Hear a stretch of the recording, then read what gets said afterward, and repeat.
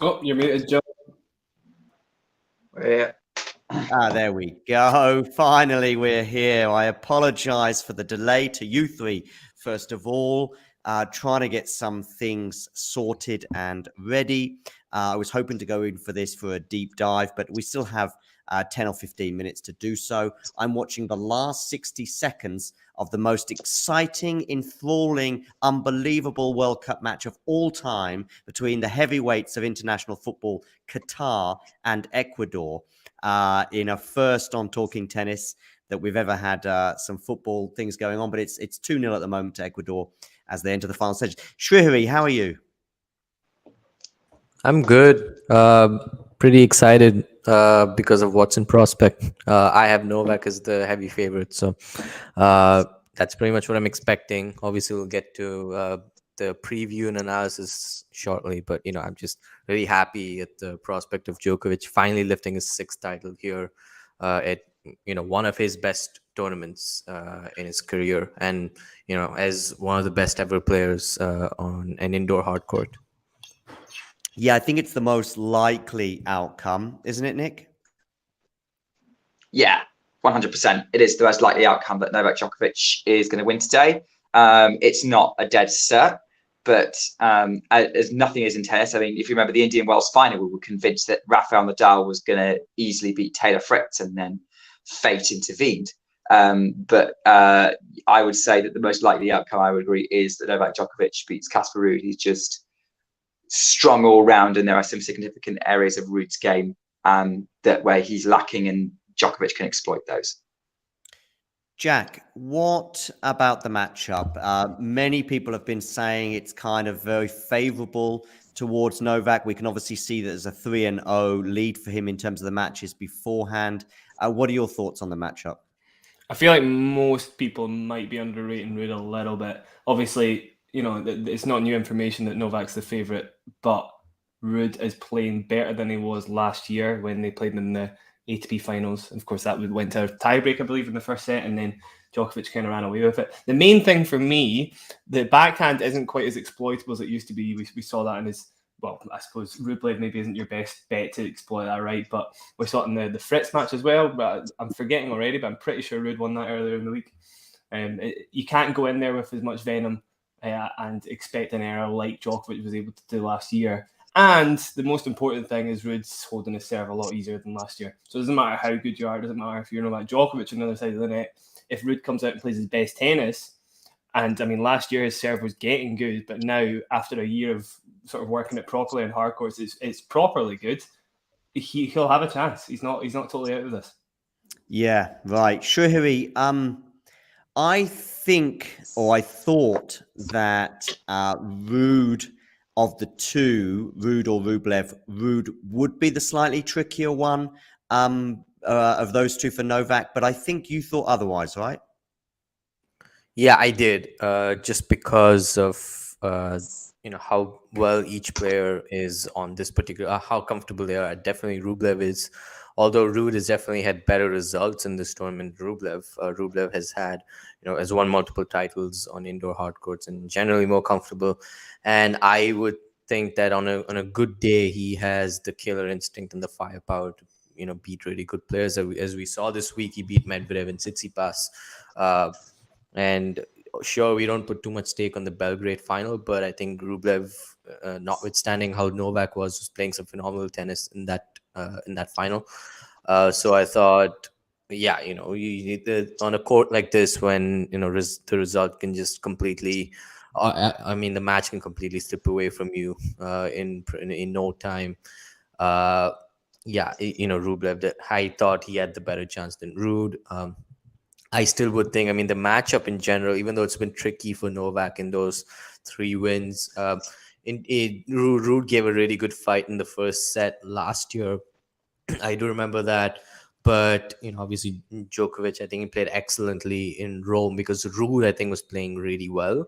But then Novak was just, several notches higher level-wise. So will Novak bring that exact same level? I think the matchup would aid him to do that because as we spoke I spoke about this earlier, some time ago. I think the backhand cross-court exchanges, that is where it's going to be crucial for Novak and for Ruud also to hold his own. I mean, sure, his backhand has gotten better, but I still don't think it is at the level that can witness a whole lot of duress from Djokovic, because we know how good Djokovic's backhand is, both directions, backhand down the line being his best shot. But I still think that is the key for Novak, and Djokovic can definitely hold up, on the other cross-court exchange with Ruud's forehand. Obviously, Ruud's forehand is explosive, one of the best right now on tour, but Djokovic is also pretty underrated, I would say. So that is why the matchup is, has helped him so much so far.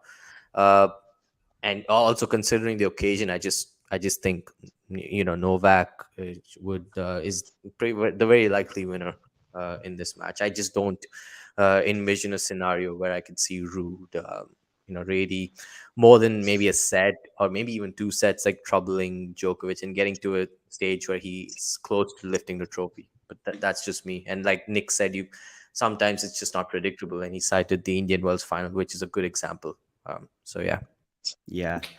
Listen, we're going to hear a lot of mine and Nick's voices over the next couple of hours, but slightly less from Shuhui because he's just here for the preview. But I'll come back to you in a second, Shuhui. But just very quickly, Jack, any thoughts on anything that Shuhui just said, or the fact that I've just seen Djokovic wearing gloves? I should put an asterisk by it. It looked like it was semi-outside. It sort of was undercover, but I saw everybody else was fairly chill. He's taken the gloves off now as he's about to enter court anyway.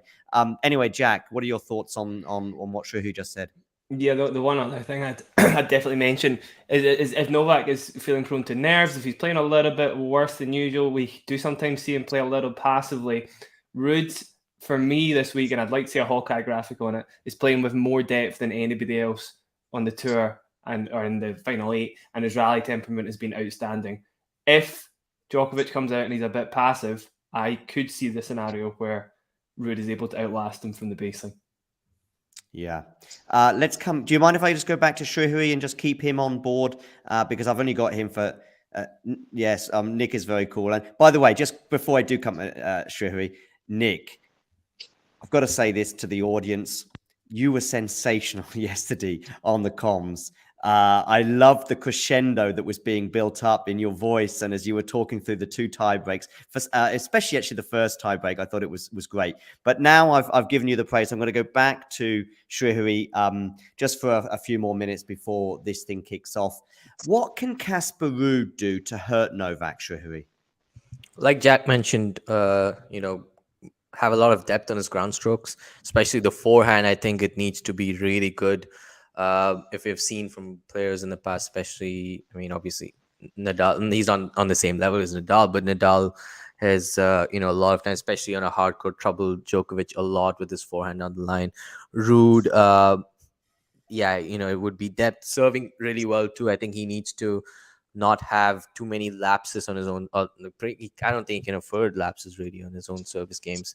So if he's able to get quick service holds, that would help a lot, and which he has been for most part this tournament. I would say I'm not really looking at that Nadal match too much, but if you look at the other matches, he was only the match that he's won, he's only dropped serve once, and that was pretty much inconsequential. He had 2 breaks in the second set, and he's closed it out eventually. He served extremely well against Fritz, especially, I should say, aside from that 1 break that he conceded in the second set. I think Ruud needs to serve well, and he needs to be really good from the baseline. His forehand's always going to be good. It has a really high base level, so I think he needs to definitely turn it up a few notches. And obviously, I think he needs to move around Djokovic a bit more, especially considering how Novak has been in the last couple of matches, more so in the Medvedev match. If he is showing a bit of, if he's showing any signs of exhaustion, then I think Ruud can definitely exploit that, because he's a fresher player amongst the two, I would say, seemingly. And if he's able to dictate play with from the baseline, he moves Djokovic around, and have consistent depth on his ground strokes and serve well. That is what he needs to do from his end. I think it's the first time, I think I saw today, that we've had a female umpire for the final of the ATP Tour Finals. So that's a cool thing to get things underway. I also heard some speculation that maybe there wouldn't be so many people tuning in or even turning up because of the World Cup getting underway.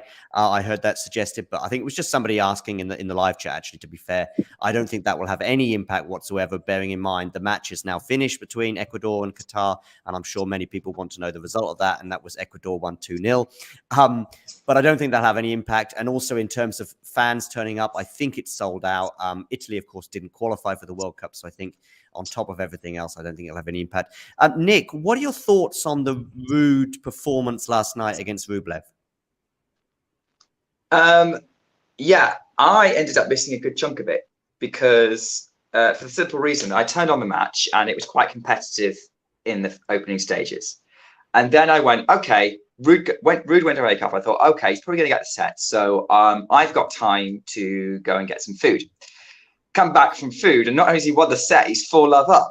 And I'm like, what on earth is going on here? So, I mean, from looking at it, from what I saw, and from going back and seeing, Ruud was just sensational. He was in control. Rublev was obviously frustrated. I don't think he was particularly subpar. I just think Ruud found a way to take control of the match and dictate it. He's definitely been playing very aggressively, as Jack said. So I'm interested to see sort of whether he can continue to produce that. But yeah, it's interesting. Whenever we write off Casper, when it looks like he's having a bad patch, he'll turn it up for the biggest events. We saw that in Roland Garros. We saw that at the US Open. We're seeing that here. So I think, yeah, Ruud, absolutely sensational, absolutely ruthless last night. Nice. Shrihari, what is it that you've noticed about Casper Ruud this year that is significant? Because he's obviously doing something much better this year than other years, given, 2 Slam finals and now this final as well. Yeah, he's been serving a lot better, a lot of free points on the serve. That's one thing. And he's gotten really clutch, I would say. Again, the term clutchness is, I guess, a little bit vague. He has... Let's say he's gotten to positions where he's needed to be clutch. Last year, mostly he's been outplayed by the best players on tour. This year, he has taken it to and beaten some of the best players.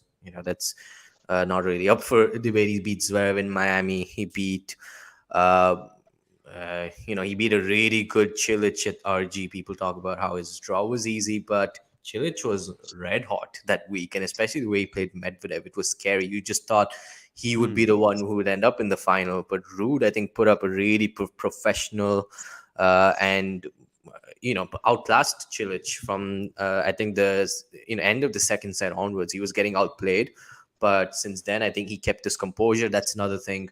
I think it's always been there with Ruud that it doesn't matter what the scoreline is. He's just going to play with the same intensity. He's not going to be down on himself. You cannot see him rattled visibly at all. That really helps him. And also there's nowhere for the opponent to really no avenue for the opponent to really see look at and see, okay, how do I exactly rattle him? You can see some of the best players on tour, even say Novak, for example, you can see him looking quite rattled and frustrated, and a lot of players have taken advantage of that. Ruud, he's never really shown that, at least so far. And his backhand has improved a lot. It used to be just a shot that he would push over the net because he has to, but he's gotten really good defensively. Yesterday, he finished the match with the backhand down the line winner, right? So he has definitely started to strike, quite a few winners as well from the backhand, from his backhand mix. So backhand has also definitely improved a lot. And forehand was always his strongest shot, and the strongest shot in his arsenal, and he's turned that up several notches this year, especially with the depth and the consistency as well. That's one shot that just will not break down no matter what the scoreline is and what scenario the match is in. So I think that's how he's really improved, and obviously he has improved, and that's what we're here to talk about, because like you mentioned, if he hasn't improved, how in the world is he made in multiple Slam finals and gotten to world number 3 and also made the final here at the ATP finals, right? So there's that. Yeah, absolutely. Casper is going to go up to number 3 in the world tomorrow, no matter what happens today. Jack, what are your thoughts on Casper Ruud right now compared to, say, a year ago, when, of course, he lost to Novak in straight sets? Yeah, again, it's quite a lot of it is about that backhand, especially against Rublev. We saw that he can sort of turn it on. It was all about how much he flattened out at the US Open, and that did definitely see him into a final. But against better backhands, to be fair, it does still stand up as a rally shot more than an aggressive weapon. So there is still that. The main thing for me is how often he's finding his forehand, though, even when it's not really on a hard court, because his serve's so much better. It's giving them those opportunities to hit forehands way more often. We just got a graphic there actually showing that second serve +1, he's found his forehand like 15% more of the time than the last ATP finals. And it's because he doesn't open up the court. He sends the second serve down the middle rather than wide down the middle of the juice box, down the middle of the ad box. So tactically smart as well. It might be smarter than last year. I don't know what the percentages are.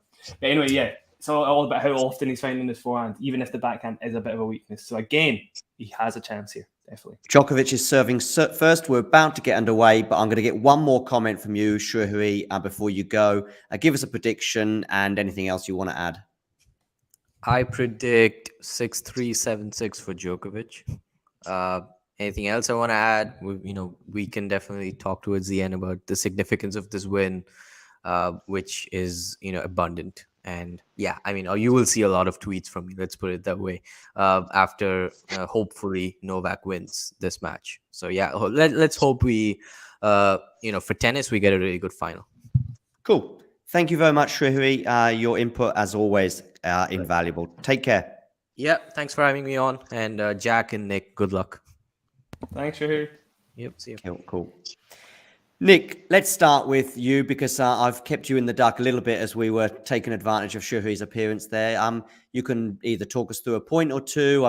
As we see, Ruud has already got a love 15 lead. I tell you what, I'll just talk us through this quick section. So Djokovic is serving, and then you'll see, and Ruud puts a forehand return into the net. Are we all fairly close to being in sync? I'm just seeing the return going into the net. Okay. What about you, Jack? Are you closer to me? Same as Nick. Same as Nick. Okay, so I might be a few seconds ahead of you. In which case, maybe Nick, talk us through this third point of the game. It's 15 all as I watch. So when you get to it, just talk us through this point. So far, sort of nervy-ish start for Novak Djokovic. He's bouncing the ball, he's getting ready to serve, goes out wide, and by the look of it, given the kind of walking away from it, that looked like an ace. And it's an out wide ace. All the signs are flashing up saying that. Very good serve from Djokovic after sort of a slowish start. Interestingly, when Shrihari was talking, saying, hoping for a Novak win as Djokovic lost the opening point. But Djokovic seems to have re-established himself with a couple of really good serves to get this game going. Djokovic has been serving excellently all week, hasn't he, Jack? And we were talking about improvements in Ruud's game, but I think this is something that is clear to all and sundry that Djokovic has improved on over the years, and it's really excelled this week. Yeah, over the last sort of 3 or 4 years, with the addition of Ivanisevic in his camp, kind of made him an unstoppable machine at Wimbledon. All of the other advantages he already had, the variety he had, and the ability to sort of adapt to a low bouncing ball. But now he's also spot serving brilliantly after his inclusion, and it's just made him untouchable on grass courts and indoor hard courts a lot of the time. Just such a bonus to his game, even when he's not playing his best. Because of course we just saw a baseline rally there. It's the only one of the match so far, and Ruud came out on top. So regardless of how Djokovic plays from the baseline, though, he's always going to be the favourite, given how efficient he is with his serve. Because we've also had 3 unreturnables, right? So it's such a good player in that regard. Yep, and I'm just watching an excellent shot from Novak Djokovic down the line. No nerves there. Basically winning that point. Sorry, Jack? No nerves there. No, not at all. I would be stunned if that undermined Djokovic today. I think the main concern in recent days, particularly since obviously the Medvedev match on Friday, has been Djokovic's energy levels. Do you share any of those concerns as we have a quick look at Zlatan Ibrahimovic in the stadium? Do you share any of those concerns, Nick? No, absolutely not. It's Novak Djokovic. He is the Iron Man of tennis, and I am of the. And look, we saw him against Taylor Fritz yesterday. He wasn't really physically struggling that much. He wasn't peak Djokovic, but he didn't need to be at any point. He played the best at his best at the points he needed to. It was a very sort of smart, controlled performance. I think he'll have recovered from that. And I don't see Ruud massively physically challenging him, bit like with Fritz. So yeah, for me, I don't see the physicality being an issue here. No, I know Owen was suggesting that perhaps it might affect him either in his semi-final or in his final. But I think he showed me enough in that semi-final to suggest if he was going to struggle, shall we say, physically, I think it was more likely in the semi-final than the final, just simply because, of course, it was 24 hours later. Have you got any thoughts on what you saw with Djokovic and Medvedev? I think you were commentating on that one, Jack, right? Yeah, that was one of the weirdest matches this year. The other Djokovic Medvedev match this year obviously was weird for different reasons with the retirement in Astana, right? But the quality was incredible. The quality in this one was incredible at times as well. But we were scratching our heads in that third set, like, why is Novak playing this? It was bizarre when Medvedev went to serve for the match for a second consecutive match and didn't see it through, and then also lost in another match tiebreak. Becomes the first guy to ever play 3 match tiebreaks, by the way. In 3 third set tiebreaks, I should say, at the ATP finals. Obviously, I mean, it's a very bizarre thing to do, right? In the same tournament. So, yeah, just a weird one. The fact that Novak came through still kind of perplexes me, but I think it's more about Medvedev there than him, to be honest. Oh, really? You sort of put a lot of that on Medvedev losing it, really? Because actually, though, some people, by the way, I was listening to the tennis podcast, and they also said, and Nick, of course, you can probably give us the best insight on this one. I know you were commentating on the match yesterday, that maybe Djokovic was there for the taking yesterday. Do you share that thought that maybe Fritz could have sealed that? No, I don't think so. I don't share that view. I can see why they're saying that, because we were seeing comments on Twitter that got shared during the stream saying that they thought Djokovic was playing at 50%. Djokovic was not playing at 50%. We kind of put him more at 75%, and Djokovic 75% still beats most players. I think he was attacking Fritz's serve on every return game. He was constantly putting Fritz under pressure. Fritz was coming up with some great winners at points, though he played some incredible individual games, but I don't think Fritz could have played consistently enough to keep up with the level that Novak was still producing. And let's not forget Novak Djokovic is an incredible tennis player, as he's 15-30 up at the minute. He's not bad. Yeah, he's an incredible tennis player. So for me, no, Djokovic wasn't that below par, and I don't think Fritz had anything that would trouble him enough. Right, and we are looking at a little sniff here for Djokovic on the Ruud serve. It's 15-30 as they're in the midst of a baseline rally, and I think Casper Ruud may have just gone long on that one. Yes, he has. It looked really, really close. I'm not sure if that's Casper Ruud. Yeah, I'm not sure if that's Casper Ruud's grandparents in the audience, but I know that they are there, and I know that Georgia, who I spoke to this morning, or around about lunchtime, she was going to be interviewing the grandparents at 5 o'clock. So she was quite excited about that prospect. Listen, it's 2 break points already for Djokovic, and boy, oh boy. Anyway, I'll talk us through this point. I know I'm a few bits ahead of you, but Ruud attempts to go down the tee with that first serve, but doesn't make it. So it's a second serve, 2 break points for Djokovic. And the way he's been serving this week, this would be a very ominous start. Although he puts the return wide, and I think he's a little bit disappointed with that Djokovic, given how good he does return. That was a chance there for Djokovic, right, Jack, on that second serve return? Definitely. It's the second serve down the tee in the juice court that Ruud has generally been using to find his own forehand, right? And Novak knows that that's not an advantage that Ruud has over him. He'll be able to guide that backhand into the corner. It's exactly what he was trying there. But yeah, definitely should have made that. Yeah. Big rally here, by the way. I'm happy to dive into it. Just dive in. Huge forehand inside out forces the error from Djokovic. Again, I don't think anybody underrates Ruud's forehand, right? But he does have enough firepower to trouble Djokovic. It's not just a case of Novak can float the ball back in. Ruud can work the point until he wins it, basically, until he has the advantage. So Novak's not able to be passive in this matchup. What I would add to that as well, in terms of that last rally, bearing in mind he was facing a break point, is he was taking a few risks.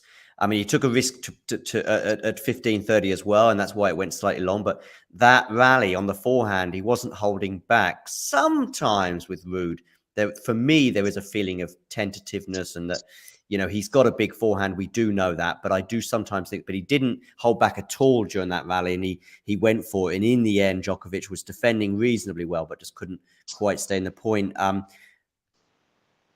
Tell us about this point, Nick. Okay, so Ruud's gone out wide with the serve, then winds up for +1 forehand, inside out, wins the game, 1 game all. Really nice, simple, aggressive. Djokovic couldn't do a lot with it, even as great a returner as he is. Great point for Casper Ruud.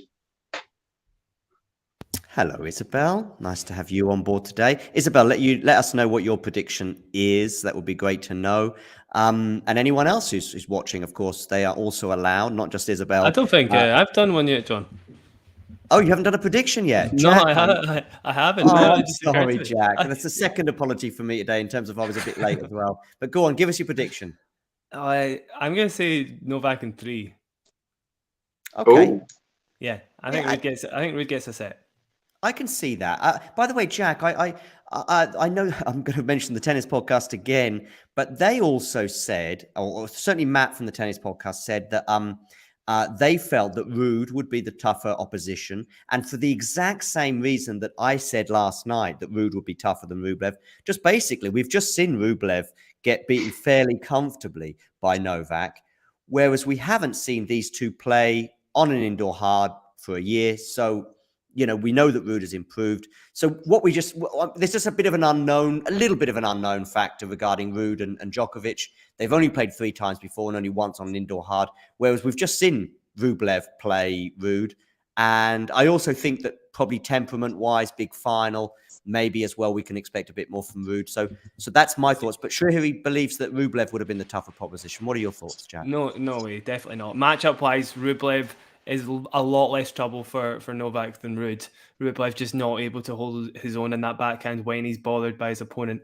And with his first serve more neutral, it'll be neutralized as much as Ruud's, but Ruud doesn't need to rely on his first serve for his +1 as much as Rublev does. It's just a nightmare matchup, basically. In this case here, the fact that Djokovic can't afford to go 50-60% could be a big, but we've just seen him lose a big final to Rune, right? And that's another opponent who's able to hit him off the court. This is another matchup where Djokovic can't afford to be passive, and it could be enough to rattle him a bit. Nick, 25-shot rally, and how did it end? It ended with Djokovic trying to drop shot, and it just flopped into the high part of the net. That was we were talking about Djokovic's drop shot yesterday on the stream with Claire and Damien and Peter, and how his drop shot's quite unpredictable and quite difficult to control. It doesn't actually work half the time when he uses it.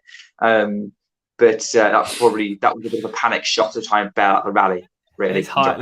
It's harsh for me. That's harsh for me. I think when he's using it in desperation, like many players, it looks silly, right? But there's a lot of matchups where he pulls it off really well. I remember him doing it against Kyrgios this year in the final, and that was one of the key shots to him winning that match. So it's not a terrible shot. Let's give him a bit. He's still a Djokovic, definitely not terrible by any means. Like it's not like he's overhead. No, Djokovic doesn't have a terrible shot. It's just more, I don't think he always uses it right or at the right times. I think it's more the selection of it rather than the execution a lot of the time. His overhead, I think his overhead is, Boris Becker said he had the worst overhead in the top 100. Yeah. Well, I must say it isn't great. I mean, the good point is that he's obviously in charge of the rally when he's in. It's probably the best. If you're going to have a weakness, it's probably the best weakness to have, because you're still going to win the point 9 times out of 10 or 8 times out of 10. It's 30 all, by the way, having been loved 30. I'm just going to address some of the points you just made on the drop shot. By the way, I think this narrative kind of really built to a crescendo during the French Open of 2020.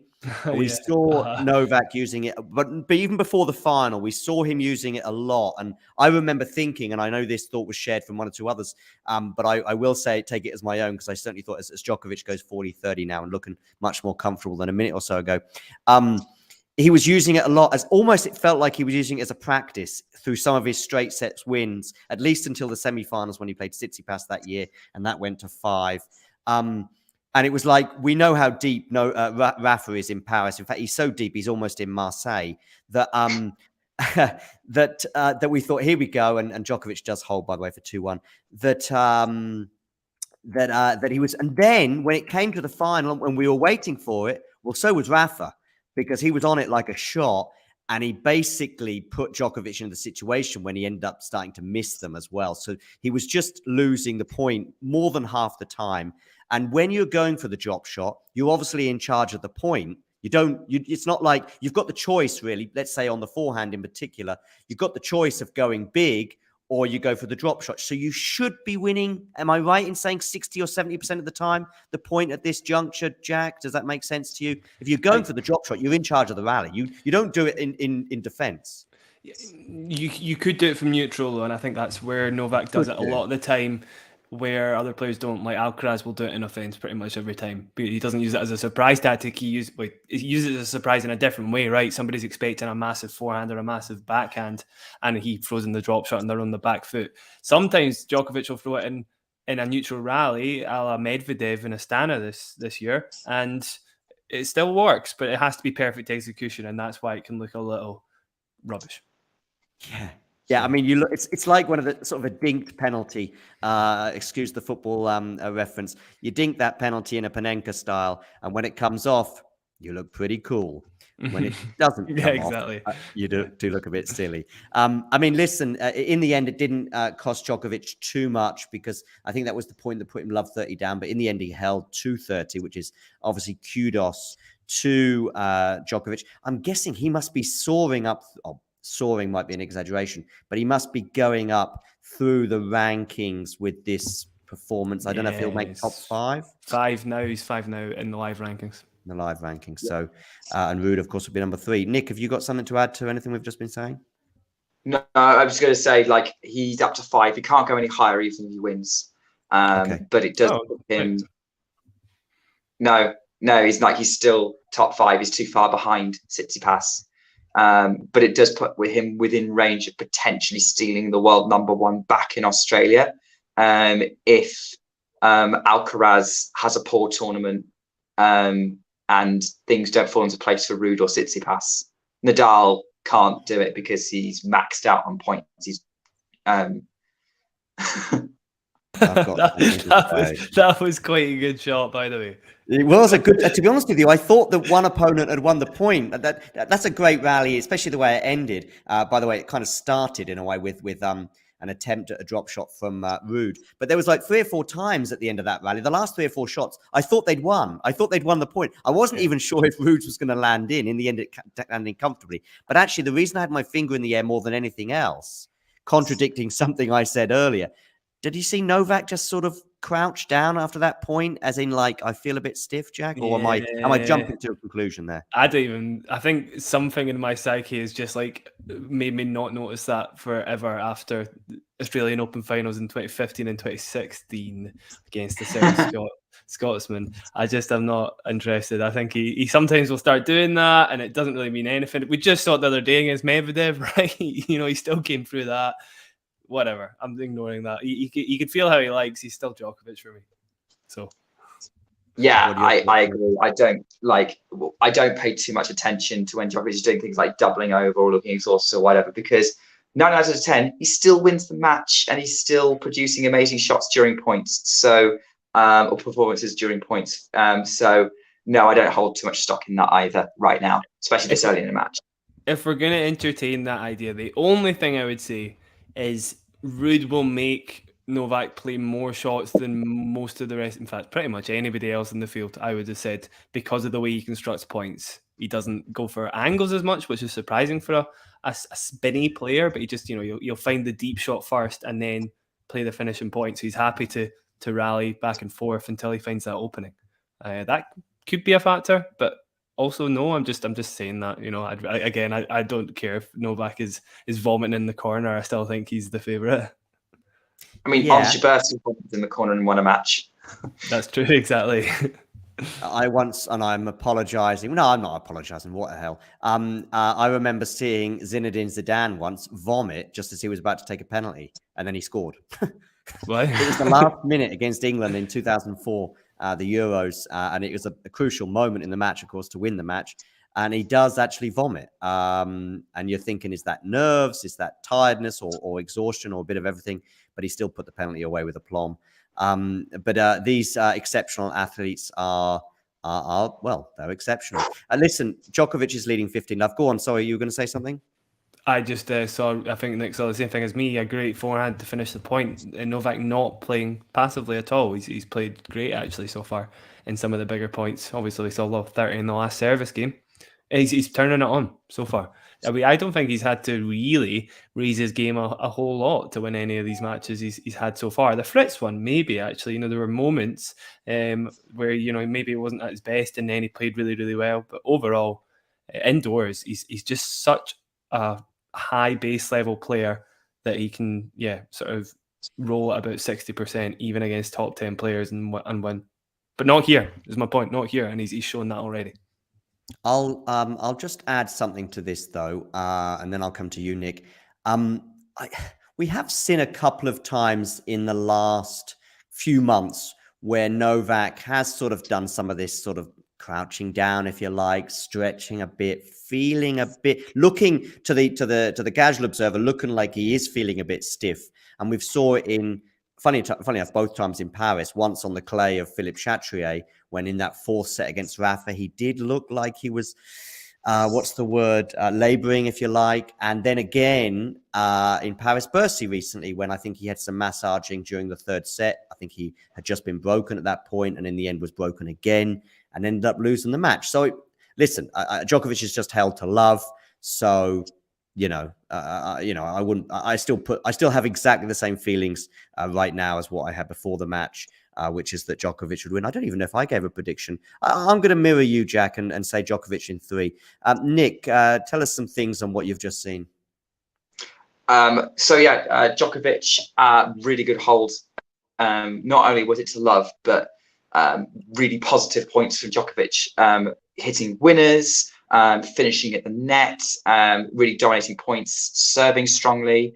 That was a really, really good game from Novak Djokovic. Probably one of the best he's played all tournament, I would say, especially given the level that Ruud's been bringing.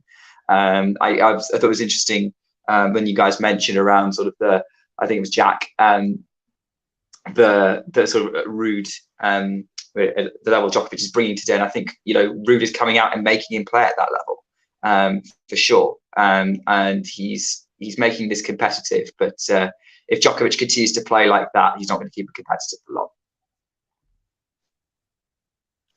Indeed, they're on a little changeover at the moment. As I also think that it's the last match of the year, pretty much. I don't know, is Novak signed up for any events in the next 4 or 5 weeks, 6 weeks, Jack, or anyone? Can tell you. Dubai. I don't think so. Abu Dhabi, do you mean, or Abu Dhabi? Yeah. I don't think he's signed up. There's an event going in Dubai. It's like a team event, exhibition, and then there's the Abu Dhabi thing. It's a separate thing. Okay. I don't think he's part of that.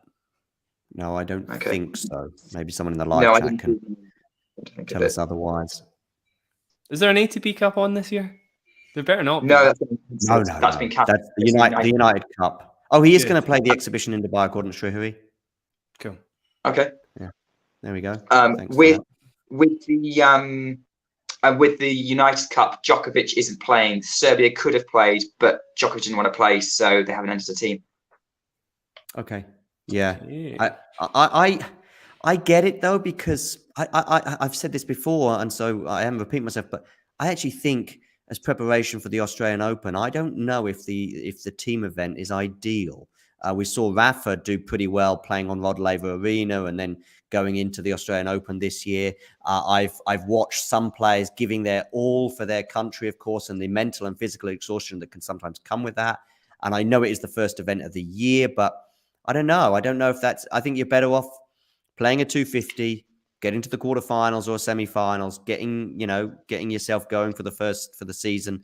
We do sometimes see players getting to the final on the Sunday, for example, if it's the week before, and then suddenly struggling the following day or 2 days later over a 5-set match. I've seen that many a time. I remember some of the players that went into Australia this year on the eve of just doing really well, like Kokinakis. I remember Dan Evans maybe a year ago or 2 years ago winning a tournament. And then because they've got to the final on the Sunday, as Ruud, by the way, is leading 40 love. So nothing sensational happening. Does that make any sense to you, Jack, what I'm saying? Yeah, but I mean, these are all players you wouldn't expect to get past the third round anyway, right? Maybe, no, not even Dan, I would say, given his ranking, 16 to 32. They were going out in the first round, and it was kind of like, Yeah. Okay, I don't know. For the big players, for the title contenders, it doesn't make a difference for me. Novak doesn't play any grass court warm-up tournaments when he's won Wimbledon 5 times in a row or whatever it is now. Rafa as well, doesn't. He'll play Rome, but it doesn't really matter what's happened beforehand, right? He had that crazy foot injury in Rome and came into the French Open and won that. It doesn't matter for me. It really doesn't. People just, we like to build up the drama a bit ourselves as media, right? But honestly, it's inconsequential. Ruud holds to love. So Ruud is, what's the word? He's playing very well. That's what the word is. And as a result, it's 3 games all.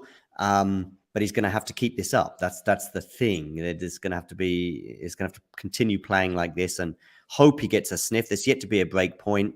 I'll talk us through the opening point of this 7th game. Djokovic just needs a second or so to compose himself. And Djokovic to serve at 3-all. Maybe Ruud can get a second serve to look at. Let's see what happens. Did you see that? So Djokovic went to toss the ball and he didn't even throw it up, and then went again. Do you remember he had an eye thing the other day as well? Don't forget. That's what I was going to say exactly. I think it is that, which could be a problem. It was obviously won against Medvedev in the end, but even Novak can't play without being able to see, right? Well, we'll see. That would be interesting. Although, funny enough, he's just put an unreturnable in, so it's 30 love now. Okay. Yeah. Well, let's see. There's something else to, excuse the pun, keep an eye on. First serves unreturned so far. Djokovic winning that stat comfortably. 70% of his first serves have been unreturned, whereas less than half of Casper Ruud. Perhaps that's to be expected. Not a bad return from Casper, but he's in trouble on this point. Novak comes into the net. Has that gone out? I think it has, given his expression. It's 30-15. I'll give you a little bit of insight into that, actually, John. Well, so Ruud, generally, as a returner, has improved over the last year on hardcourt, and it's because of how well he chip returns now, right? He's a really good block returner now compared to where he was at the start of 2021. For him, against a player like Novak, who spot serves better than any of the other players, you take Taylor Fritz, who serves at 130 miles an hour, but he doesn't quite hit his spots as well as Novak. You're working with pace against the other players. Against Novak, you're just working against a player who's going to hit his spots so well, you would have to be better at anticipating where he's going to go, if that makes sense. And Ruud's not the best at that. He's just a really good pace absorber, if that makes sense. So he's still a good returner, but against somebody like Novak, it might be a little bit harder for him to put more returns into the court. Yeah. Fair enough. Nick, he is looking fairly comfortable on serve there as he does a nice little overhead as well, given the topic we were just talking about. Oh, yeah, for sure. That wasn't a bad overhead from Djokovic. Adjusted well to it. Let's see him close out the game. But that was a really good serving performance. I think even though he missed that shot, that was kind of a positive miss. He was kind of still going for it. Again, Djokovic looking fairly comfortable at the minute. I wanted to just quickly come back on the point you were making about sort of team events and something that I noticed with the Hopman Cup towards the end of its existence. Actually, Roger Federer did quite well in that, and around about the time he had a bit of resurgence and ended up winning his last 2 Australian Opens, and then 2019 edition both had Luca Pouille and Stefanos Tsitsipas taking part, both of whom ended up in the semi-finals. And then the ATP Cup, as it was, again, that generally people who did well there generally had good momentum going into Australia, although a lot of that was to do with Djokovic playing, and Djokovic likes Australia anyway. Yes, Rafa played on Rod Laver as a good 250 warm-up. that was going to help, but that's not an option for anyone this year. They're not hosting 250 in Melbourne this year. No, it's basically you either do United Cup or you go to Adelaide. Got it. So those are your options sort of at the beginning of the year. So I do think actually the team events are really good warm-ups for those wanting to go into Australia. So, but I think Djokovic is one of those players who doesn't need a warm-up. He'll go in ready to go and ready to win like he does at Wimbledon every year. Yeah, I think you're right on that one, certainly regarding Djokovic. Anyway, that is interesting. So there's no Melbourne Somerset, I think it was called at the beginning of the year. Anyway, that is a couple of months away. In the present, we've got Casper Ruud serving at 3-4 with new balls, as he indicates there. I'll talk us through this first point. Apologies for the fact that I'm a few seconds ahead of you guys, but here we go. Casper Ruud does get a first serve in, and it turns out to be an unreturnable. Novak puts that into the net, but he does look to the sky in suggestion that he could have probably done a bit better with that serve. There's been a couple of points so far that Novak's looked really disappointed, actually. He obviously feels as though, again, it maybe has to do a little bit more with the ball. There was like a forehand he pushed wide in Ruud's last service game for 30 love rather than 50-0. Again, massive head thrown up to the sky thing again. So yeah, you must feel like he's got to do a bit more here. Yeah, right. And they're in the midst of a pretty intense rally, and Ruud goes big on the forehand and actually forces the error from Djokovic. So it's 30 love. What have you made of this opening 7.5 games or so, Nick? I think the opening sort of, these games have been, to start with, fairly competitive. I thought Djokovic was a little bit patchy in his first 1 or 2, but has stabilised and has taken control of his serve. I thought Ruud was vulnerable. Obviously, he was in danger of getting broken and managed to dig himself out of that situation pretty well. I think it's only because Ruud played those break points fairly well that Djokovic is the only reason why it's not 2-5 with a break to Djokovic. I think it is a certain level that Djokovic is unfortunate not to already be winning this match, but they've both settled in well. They're both bringing their best by this point, and I reckon we're heading for a tiebreak in this opener. You may well be right. It's 30 love on the Casper Ruud serve, but Djokovic has just won that fairly lengthy point. So it's 30-15. Ruud looks a bit bewildered. But it was a good gap from Novak to get to just run over and pick that up. Sorry? It was a good get from Novak to go and pick that up on the way there. He read the rim, and that put him in the prime position to win the point. Yeah, I think that's possibly what confused the Norwegian to the extent that he was a bit confused as to how he lost that point. But that's something that only Novak can probably do. Casper Ruud serving down the tee. Was good return from Novak, to be fair. And he's neutralized the point at least. In fact, you might even say he's in charge of it. And Casper Ruud goes long on the forehand. So it's 30 all. Djokovic winning 2 points in a row, hoping to defy perhaps Nick's prediction of an incoming tiebreak. A little bit of tennis to play before then, but I can understand why Nick made that prediction. We've not had a break point yet. And I think we had a 15-30 maybe, or love 30 on the Novak serve. No, we had two break points in the first game. I apologize. Yes, Nick, sorry. Yeah, a good stat just came up there, by the way. Ruud has won the majority of the baseline rallies so far. So he's 12-9, which again I'm not surprised at that. Unless Djokovic comes up with something a little bit extra than he's used to, then Ruud should be winning them. If he doesn't go big on the backhand, Ruud's just going to keep creeping over until he finds his forehand. And against anybody in the world, a couple of Ruud forehands in the world generally mean you're going to lose the point. Yeah. Ooh, a very, very suspect volley there. Oh, jeez. Yeah, exactly. Tell us, Jack. Just looked like also the reaction from Ruud looked like he'd just been slapped in the face. Fair enough, that was terrible. I have no idea what he was doing there. It was obviously going cross court, right? So I think he decided early he was going for the forehand volley. Even watching the replay there, I haven't got a clue. Was he distracted by the crowd? We're all on mute, but was he distracted by the crowd at all? Because that's what happened to Taylor Fritz yesterday. I remember, had no idea until well after the match that someone had shouted at him when he missed that backhand at 30 to try and set up set point. Maybe just overrating Ruud's net skills there. He's not he's not quite at that point in his career, I would say, where he's needed to hone his net game. So I think I don't even know how he ended up there, to be honest. Not the best approach either. As actually Ruud gets a nice serve there, so he's got an unreturnable. So we're at deuce now, so he saved a break point, but really he should have won this game given how comfortable that volley should have been. He's in charge of this point. He goes for the 1-2. Novak defends really well, but Casper puts away the smash, bringing up advantage to the Norwegian. That's unplayable. That's the kind of 1-2 punch, I guess 1-2-3 punch that is just you can't touch that. The serve was right on the line, the forehand was just beside the sideline, and then the overhead was clinical. Yeah. Great stuff so far. Again, we saw the first serve points 1% come up. Ruud's only lost the 1 point on first serve. That's how good it is against people's pick for the best returner in the world. It's great. Yeah. And yet again, Casper Ruud has to prove that he's not just a 250 vulture or a clay quarter. The problem is, I guess, Nick, one of the best in the world. Yeah, I have got a lengthy response to this, but go on, Jack. No, John, you go, but definitely. I mean, I am kind of getting a bit tired of this. It's really been building over the year, but I would say it's intensified over the last 24 hours.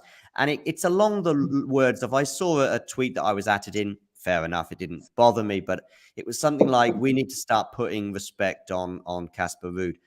I don't think most people are not disrespectful. I think there's not a single person that doesn't think he's worthy of being in the top 5 in the world right now. His performances this year have arguably been probably only the people that have won slams have done better, such as Carlos, Novak and Rafa this year.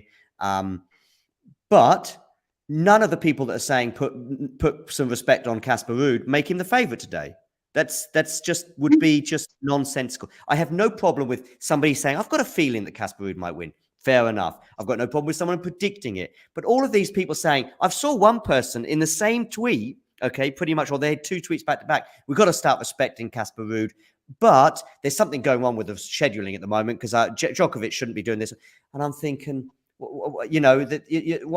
it's just, I think very few people are saying Casper Ruud is a bad player. I think if you're saying that, then fair enough. But I think the rest of us are just saying, listen, he's had an amazing year. He's fantastic. He's worthy of his position where he's at. But there was a moment going into the US Open where if he lost the final to, I think, somebody other than Carlos, it was like around the quarterfinal stage, so Rafa was already out. It was like he could be world number 1, having never won a slam nor a Masters 1000. What do we think about that? And of course, then you're thinking, yeah, that is a bit weird. That is a bit weird because obviously with the Wimbledon rankings points, but it was more a slight on the rankings points than it was, at least from my perspective, on Casper Ruud. It's just coming. Should we really have a world number 1 who's never won a slam or Masters 1000? I think the problem with that is there wouldn't have been a week in the year where you could have called Ruud the best player in the world. Exactly. Right? And to say he's the best player overall is a little bit, that's conflicting, right? That for me conflicts definitely, and that's something he's got to win a Masters. He's got to win a Masters for anybody to consider him close to that for sure. Big finals are good, but it's definitely not what he wants. He wants to be first best for a day, first best for the year, whatever. He's got to win a big title. I think that's all. That's why people, because he's been second best so many times, that's why people don't rate him. His game as well, to be fair, he does hit down the middle quite a lot of the time. It's heavy balls. It's not the most pleasing to the eye, but that is the main thing because he's been second best so many times. People just don't regard him as close to the best, right? Predicting that Casper Ruud is going to lose on an indoor hard court to Novak Djokovic is not disrespectful because every single player who's ever lived, Rafa Nadal, Roger Federer, they are losing probably to Novak Djokovic, and you're making that prediction. So to suggest that Casper Ruud is going to lose, it's just silly. It's just silly, and I probably shouldn't even entertain it, but I just have. Anyway, Novak has held there, and it does look like he's just sort of having a few eye moments again on some of these slow-mos. Nick, you're more than welcome to add to something that we've just said, or you can bring us back to this match. I'll keep going. I think because Djokovic yet again comfortably holding and being and still demonstrating a really strong level in this final. He's really coming for this 6th title at the ATP finals. My perspective, I agree with everything that you're saying about Ruud. Yeah, that's my view about Isabel. I was a Ruud non-believer. I've been proved wrong again and again and again. That was me up until the US Open, when I finally just said, you know what, Casper Ruud is a top level player. He's worthy of top 4, top 3, top 2. If he'd become world number 1, it wouldn't have been a travesty. I think fundamentally, even though it's built into the ranking systems that the big results will boost your ranking by quite a lot, the trait that is the most rewarded is consistency, and consistently going deep in events. Casper Ruud's been doing that, and that's one of the reasons why he's up there. I do agree with what Jack's been saying, though, about the fact that he never shown himself to be the best player in the world over the course of a week, especially at a big event where other top players are there. And it's that probably we notice more. And I think I'm kind of agreeing with everything that you're saying, really, about Casper Ruud. But I also think that I think he'll probably get used this year and build on it, and he'll be a Masters 1000 champion in 2023. Hopefully, I would like to see that. I think it's very likely that he will. Where, don't know. It's a bit of a lottery, but he would be a worthy champion. Maybe Rome. That would be my thoughts. Yeah. He might have Monte Carlo. Yeah, I think Rome, Djokovic and Nadal have had quite a stranglehold on that one for a few years. And if they're near their best, I would predict them to win it. But Monte Carlo would be a good shout for Ruud, actually, especially if Tsitsipas. It depends on how Tsitsipas is, because he loves that place. Yep. And that's not me suggesting that he's a clay court only kind of guy. It's just suggesting that he's got probably a little bit less competition on that surface, and probably, as you say, at Monte Carlo. I could see him winning Indian Wells. Yeah, maybe. Yeah, it depends on if Djokovic is there. Depends on where Carlos is at. Their game depends on if Rafa's there to some extent as well. It's kind of sped up a bit over the years. Actually, it's not as slow as it used to be, so it doesn't quite play the same as the Indian Wells of old. I don't know. Yeah, he's up there definitely, Nick. But it's got to be fast. So actually, I'll take back what I said about like preferring slower courts. Actually, he's comfortable on faster surfaces as well. But like, given the track record of previous Indian Wells champions in recent years, Casper Ruud would fit that mold. Yeah, Taylor Fritz, I guess. But yeah. Overall, yeah, I still agree. Definitely, Nick. Like Cam Norrie as well. Definitely a slower player for sure. I was going to say Monte Carlo. You gotta respect the forehand in Monte Carlo. Whoever's got the biggest forehand generally is the victor there. Ruud definitely could be the biggest forehand hitter for a week for sure. So that's the one for me that would be his favourite. Yeah, we've actually just seen our first double fault of the match. It came from Casper Ruud. There's an unforced error now from Djokovic as he takes it to 40-15, Casper. And again, Djokovic kind of looks a bit disappointed with himself. It'd be interesting to know actually how many unforced errors there have been. Perhaps, of course, given that they are subjective, some of these returns on the serve that have gone awry might not go in the unforced error category, but they certainly go in the unforced error category for the best returner of all time. So maybe those stats will be skewed. Anyway, Ruud has got 40-15, 2 game points for a 5-all scenario as he comes into the net, backhand volley, seals that.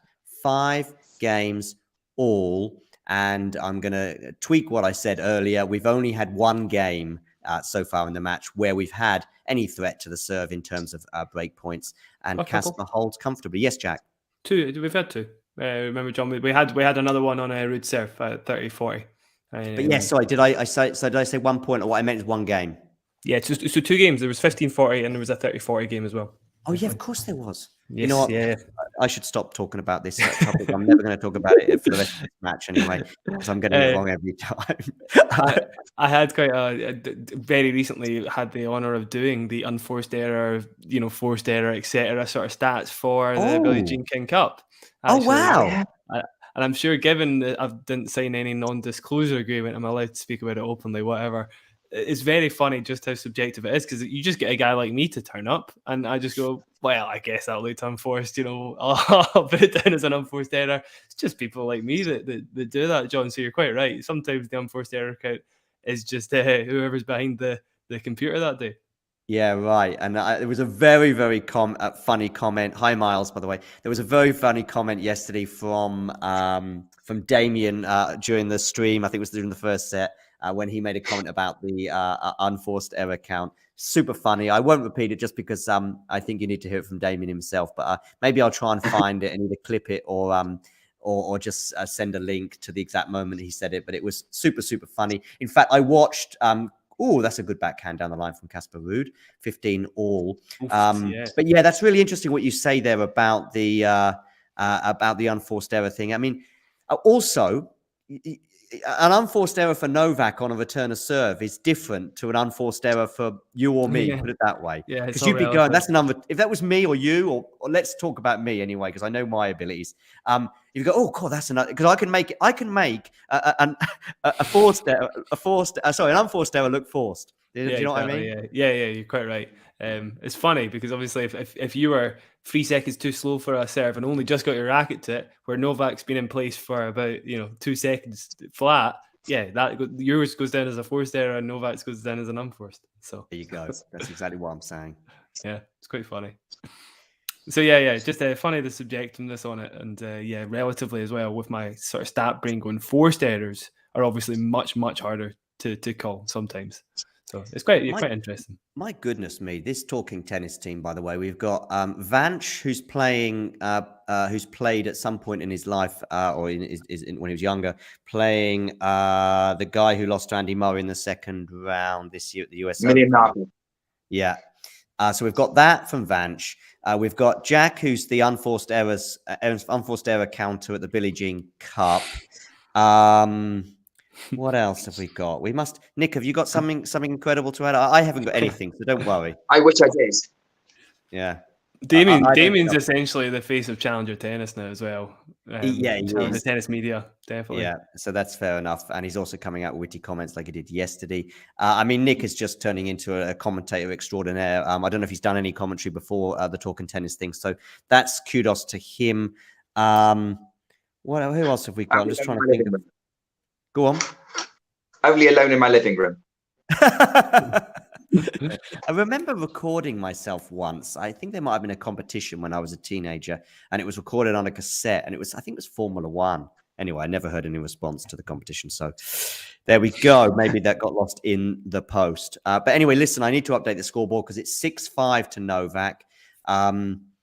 Yeah, I mean, we are sort of heading, it would seem, inexorably towards a tiebreak. But Casper, of course, has a bit of work to do in terms of the fact that, of course, he's always sort of behind on the scoreboard. By the way, do you hold any stock in that, Jack? Does it really matter if you're in a fifth set or third set, serving first, second, seventh? I think the stats don't suggest there's any difference, right?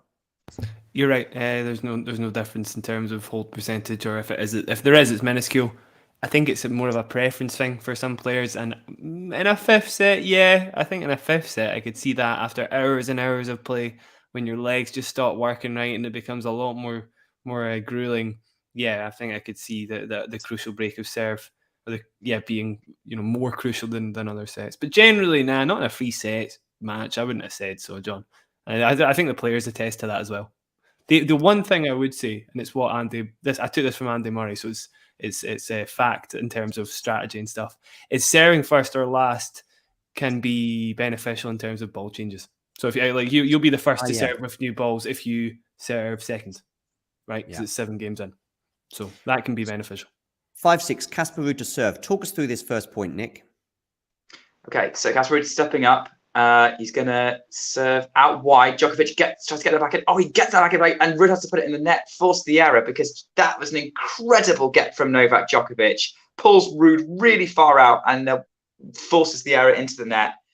Great return from Novak to get to love 15 and get a foothold of this game. And it's worth noting that Ruud has been the one who's been a little bit more vulnerable on serve more often. He's had to save 3 break points this match. Wouldn't be surprised if he ends up in that position again, as he misses that first serve. Go on. Okay, this is the first serve. So still love 15, second serve. A little bit of pressure on Casper Ruud right now.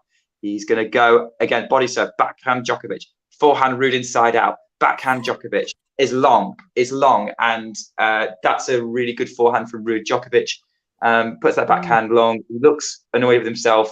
He thinks he should have made that. I can understand why. I can understand why Djokovic usually makes those. That was an unforced, right? I mean, that was cheap. That was cheap. At 15, I love 15. I mean, come on. After that return, definitely shouldn't have done that. I mean, that's terrible by his standards, and he'll know it. Wow, Casper Ruud, what a forehand there to finish that point. I mean, there was also a shot that I wasn't even sure if it went out. So he's taking risks. He's having to, of course. But there was one shot in that rally I thought might have gone out, but it didn't. And there was another one there, an excellent forehand winner. Nick, it's 30-15. We're in an extremely important period of the match right now. It's 5-6, Casper Ruud serving, 30-15. Talk us through this next point. Okay, so 30-15. Ruud probably feeling a little bit more better about himself. That was an incredible winner to win that last point. Goes out wide with the first serve, but he's missed it. Ball's kind of running across from almost the other side of the court. Wish I could hit the ball that hard, to be honest. Here we go. Second serve. Again, Djokovic has to move because it was a body serve, but he gets the backhand back in play. They're going backhand to backhand now. Djokovic changed up with an inside-out forehand. Ruud decides to slice it up the line. Djokovic has to move to get the cross-court forehand. Now they're going to a cross-court forehand, but Djokovic shows the direction, and Ruud has to chop it back into play on the defense. Djokovic is in control of the point right now, and Ruud is defensively slicing, and that was a winner from Djokovic. Forehand up the line from almost the tram lines. Great point from Novak. Took control, and there wasn't an awful lot Ruud could do about that, and finished with an incredible winner. 30-all, big point coming up. Rivaled a few auctioneers there, Nick. I'm sure. I'm just. I still don't know what's going on. That was good. Just the speed of your chat there was great. As long as you can understand what I'm saying, that's the main thing. Otherwise, if you're completely lost, that was pointless. Well, I was going to say it helps seeing it actually. Now I might need to close my eyes next time and see if you can paint a picture for us, Nick. Maybe Novak, given his eyesight issues, could listen to Nick's commentary and it might tell him where the ball is on the court. Well, that was an incredible serve from Ruud, but Djokovic has challenged it. Ruud potentially, if he's got that ball in, which I think he has, is a point away from getting to the tiebreak. Did they just ditch the challenge because that was so obviously in? Like what happened? Yeah. Looks like it was plumb on the line. Who's the worst challenger in the top 10? Oh, Wait, never mind. It was out. Okay, never mind. I thought it was in too. But Djokovic was pretty sure. convinced, to be fair, although it was only about a millimetre in it. Anyway, second serve. Go on, Nick. Okay, well, that could be crucial because Ruud's going to lose a little bit of rhythm here. Let's see what he does with the second serve. Gets it in play. Djokovic goes on the attack on the return of the backhand up the line, moving Ruud around, just going up the lines with his backhand. Goes back behind with the cross court. Ruud's going cross court. Djokovic's going cross court. Ruud kind of neutralized that. Djokovic goes on the attack, comes off the top of the net, which gives Ruud some time, but he slices it into the net, and it's set point to Novak Djokovic. Again, really well constructed point from the former world number one. Yep, and it's a fourth break point, I think I'm right on this occasion, of this first set. But of course, even more importantly, it's set point Novak Djokovic. Let's see how this point pans out. So let's go back to you, Nick, live in the commentary box. Go on, Nick, talk us through this next point because it's huge. Hey, Djokovic is ready. He's ready to attack this serve. Best return in the world. That's going to make Ruud nervous. He goes up the middle with his serve, though, gets it in play. Now we're into a backhand rally. Ruud goes up the line on the forehand. Djokovic goes up the line on his forehand. Ruud goes inside out. Ruud's trying to keep it to his forehand. Backhand, a little bit short for Ruud. Djokovic goes on the attack with his forehand. Ruud has to chop it back into play. It's a big forehand inside out. Again, Ruud is slicing it to try and mix up the pace, keep himself in the point, but he's definitely on the defense. Djokovic is still attacking to the Ruud backhand, though, from his forehand. Still going kind of inside out with it. And Ruud goes long with the backhand. And it is the first set to Novak Djokovic. No need for a tie break. We got pretty close. It's 7-5 Novak Djokovic. He is in control of this final. No doubt about it. Interesting there, actually. I've got a bunch of stuff to say about that set point. First thing that happened, Ruud doesn't take on any risk with the first serve. He just gets it into play. He obviously trusted himself from the baseline, which is probably the right move. I mean, he's been winning the majority of the rallies. What Novak did there was tried to find his inside-out forehand where Ruud normally would from ridiculous points in the court. I don't know if you saw that. He was in the tram lines. Very rarely will you see Novak do that because he's normally happy to take on the backhand. The reason being that he wanted to keep it on the Ruud backhand. as much as he could with as much angles he could. He was just kept peppering it and test it. And as we saw there, it failed the test. And Djokovic wins the first set. Listen, Nick, I'm a bit concerned about your commentary today, because if you keep this up, you're going to be hired by someone else and you'll be lost from talking tennis forever. You're going to stream, right? Yeah, maybe midstream you might get a call from a media outlet, and off you go, and then we'll have lost you forever. But anyway, that's for sure, that's going to come someday. But hopefully they can hold on until at least the end of this match. But listen, Novak won it. I did feel as well throughout that rally that Novak was in charge. There were a couple of times on the slice that we saw in a couple of points ago when Novak did do an incredible shot down the line that I think that clipped the line. And I saw some excellent slices that were getting excellent depth on them anyway from Ruud, but it wasn't making any difference. Djokovic was still remaining in charge of the point. And that just felt the same then. And I think there were maybe one slice that he could have gone for a double-handed backhand, but maybe I'm being a bit harsh, Jack. No, I agree, John. It looked like, in terms of shot choice, slice was probably the worst option, because he just wanted the rally to go on for as long as possible. Maybe a little bit of tension in taking on the two-hander, which eventually we saw. So probably signs of nerves from Ruud that he decided to do that, I would say.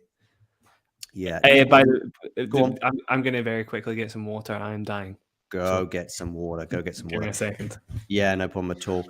We've got obviously the end of the... Go on, Nick. I was just saying, stay hydrated.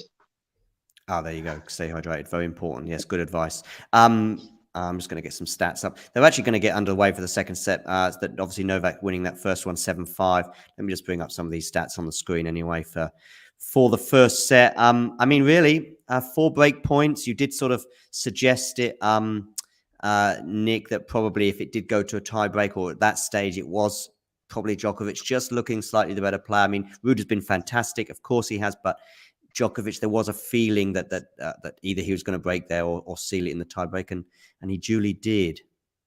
Yeah, Djokovic has been much more comfortable on his serve and has been pressuring Ruud on half of his service games, and it was only a matter of time before that break came. As we said, I think Ruud did a very good job to fend off the previous ones, but I'd say the momentum is very much with Novak Djokovic right now. Yeah, right, and he's just taking the first point. 15-love, he leads. I think really Casper could do with a break ASAP, but he's not going to get it like that, because it's an excellent backhand down the line from Novak Djokovic. It's looking pretty ominous right now, but things can change very quickly in tennis, and that's one of the beauties of the sport. Djokovic leading 30-love, having won the first set 7-5. Nice point there, Isabel. Thank you for that. Yeah. So anyway, I mean, we're looking at the stats. They're quite even. Of course, Djokovic there just slightly ahead in terms of the winner count. So yeah, obviously we've got 13 winners to 9. Although he is slightly ahead as well on terms of unforced errors, 10 from Novak and 7 from Casper Ruud. So ahead or behind. Hopefully you understand what I mean regarding the first set. It's now 30-15. Casper's yet to have a break point on the Djokovic serve. That does tell a story in itself as well. That's not to say that Ruud hasn't been playing well, but Djokovic just this tournament and arguably throughout the indoor hardcourt season just serving sensationally. Yeah, he has. I mean, I remember watching the Tsitsipas match. I think I might have been commentating on that one. Yeah, his serving performance was incredible. I think it was a little bit of a dip against Medvedev, but Medvedev is such an elite returner, very much in the sort of, I think he's the kind of player very similar to Djokovic in some ways, in terms of what he can produce. That wasn't as big a surprise, but yeah, this whole tournament, like from day one, Djokovic has come out firing, as he has for pretty much this whole indoor season, or at least sort of since post US Open. He's been the man to beat, and Holger Rune did a very good job of beating him in Paris. Yeah, there's no doubt that this is the Novak Djokovic that we've all kind of missed in 2022, with the kind of elite performances that he can produce, and it's great to watch. Yeah, sorry, Jack. Maybe I have to bring you back. Can you bring yourself back, Jack, automatically, or do I have to do it for you? No, I can bring myself back automatically. All right, let's see what happens. Jack is back.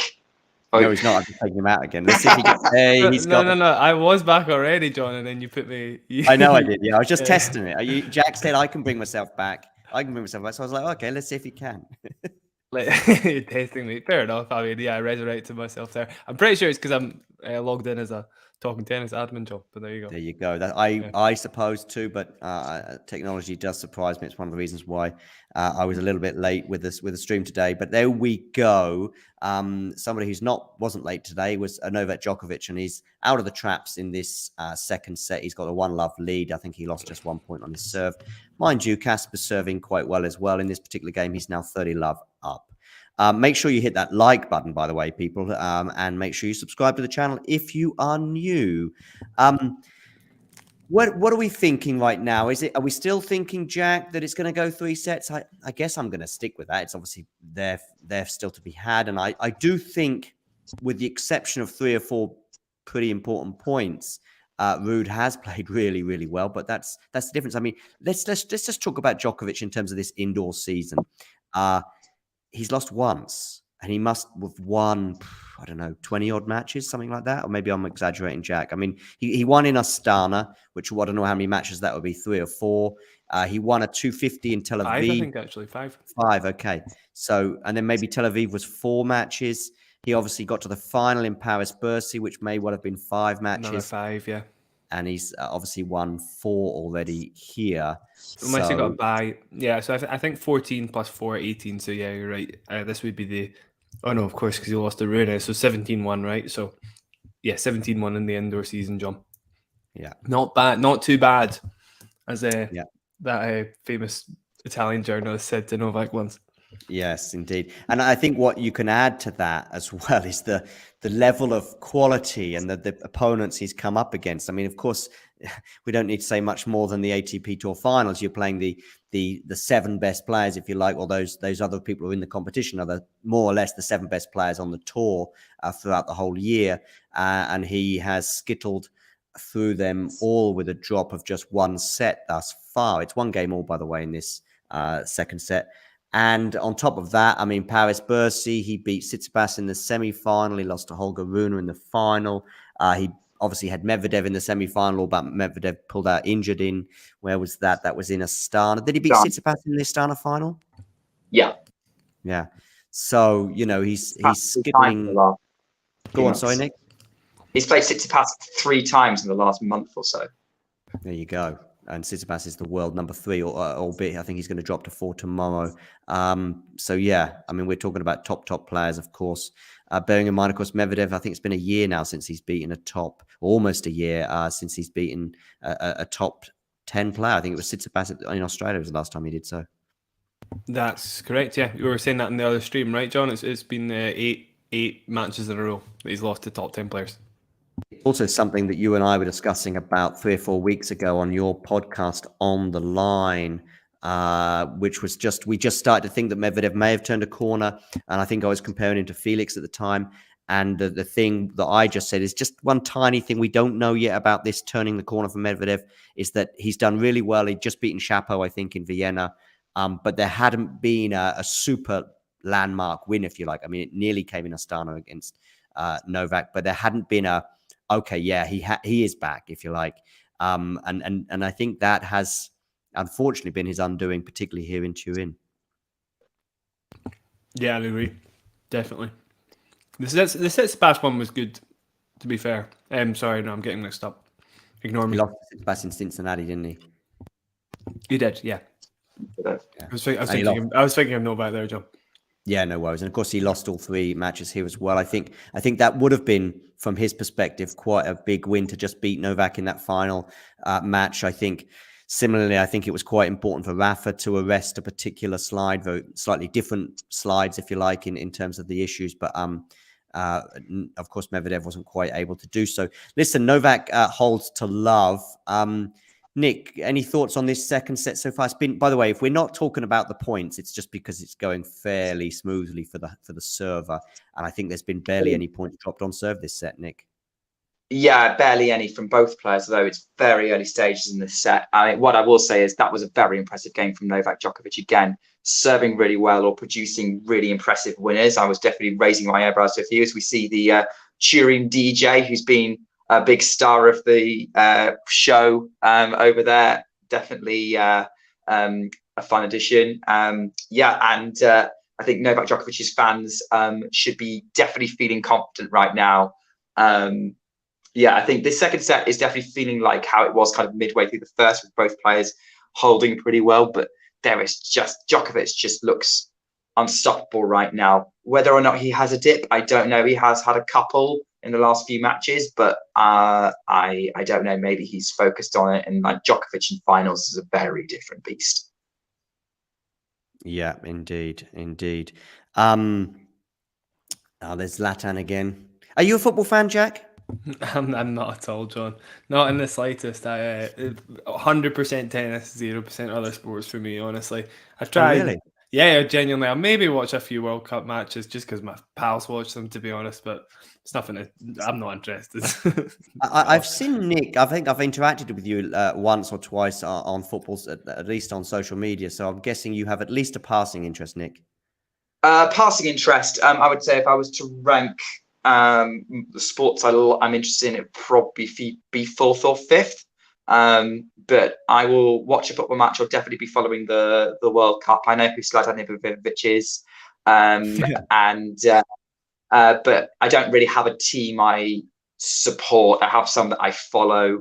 Like if push comes to shove, I'll say I support Exeter City, which is a League One club in the UK. I'm not one of those glory hunters who picks a Premier League side. Or a Manchester United fan. But I knew that was coming. Yeah, well, to be fair, actually, fair play to you who are still Manchester United fans at the minute.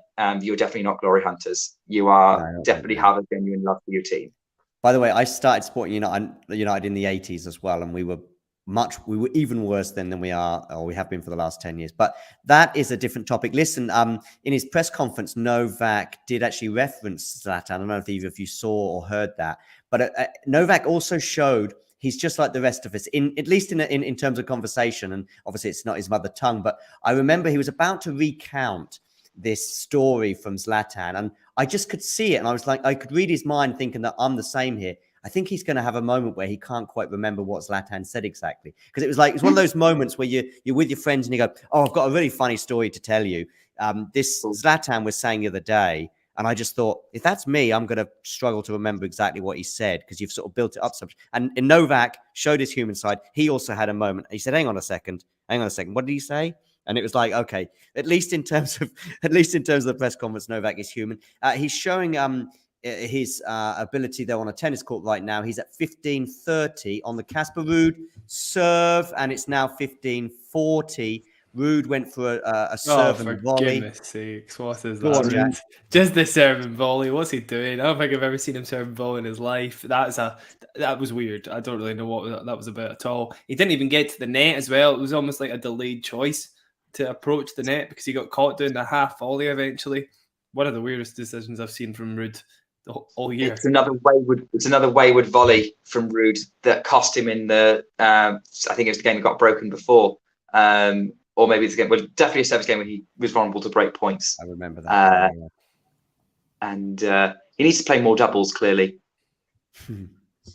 If he doesn't want to hang with his opponent from the baseline, that was an amazing backhand down the line from Djokovic, by the way. But hasn't won him the point somehow. Ruud only just got it. Amazing forehand down the line now from Djokovic. If that catches the line, it does not, and Djokovic is a break up. There was a very well constructed point from Novak Djokovic. Yeah, really showing his class. There was a point at the start of that game there as well where Ruud hit an amazing serve and got his forehand into play inside in. That Novak only just scrambled into play that probably a few other players would have got into play. That's the kind of difference, I guess, you're looking at when it comes to Novak. Hey, it's what are their names? Stefan and somebody Djokovic. I don't remember. How many kids does he have? I thought he had Stefan, definitely. I thought he only had two, but I might be wrong. Yeah. So like, I'm pretty sure his other child's a girl. Yes, I think he's got 4 kids, no? Or maybe I'm getting confused with Federer. Federer's definitely got 4. Someone Google how many children Novak Djokovic has.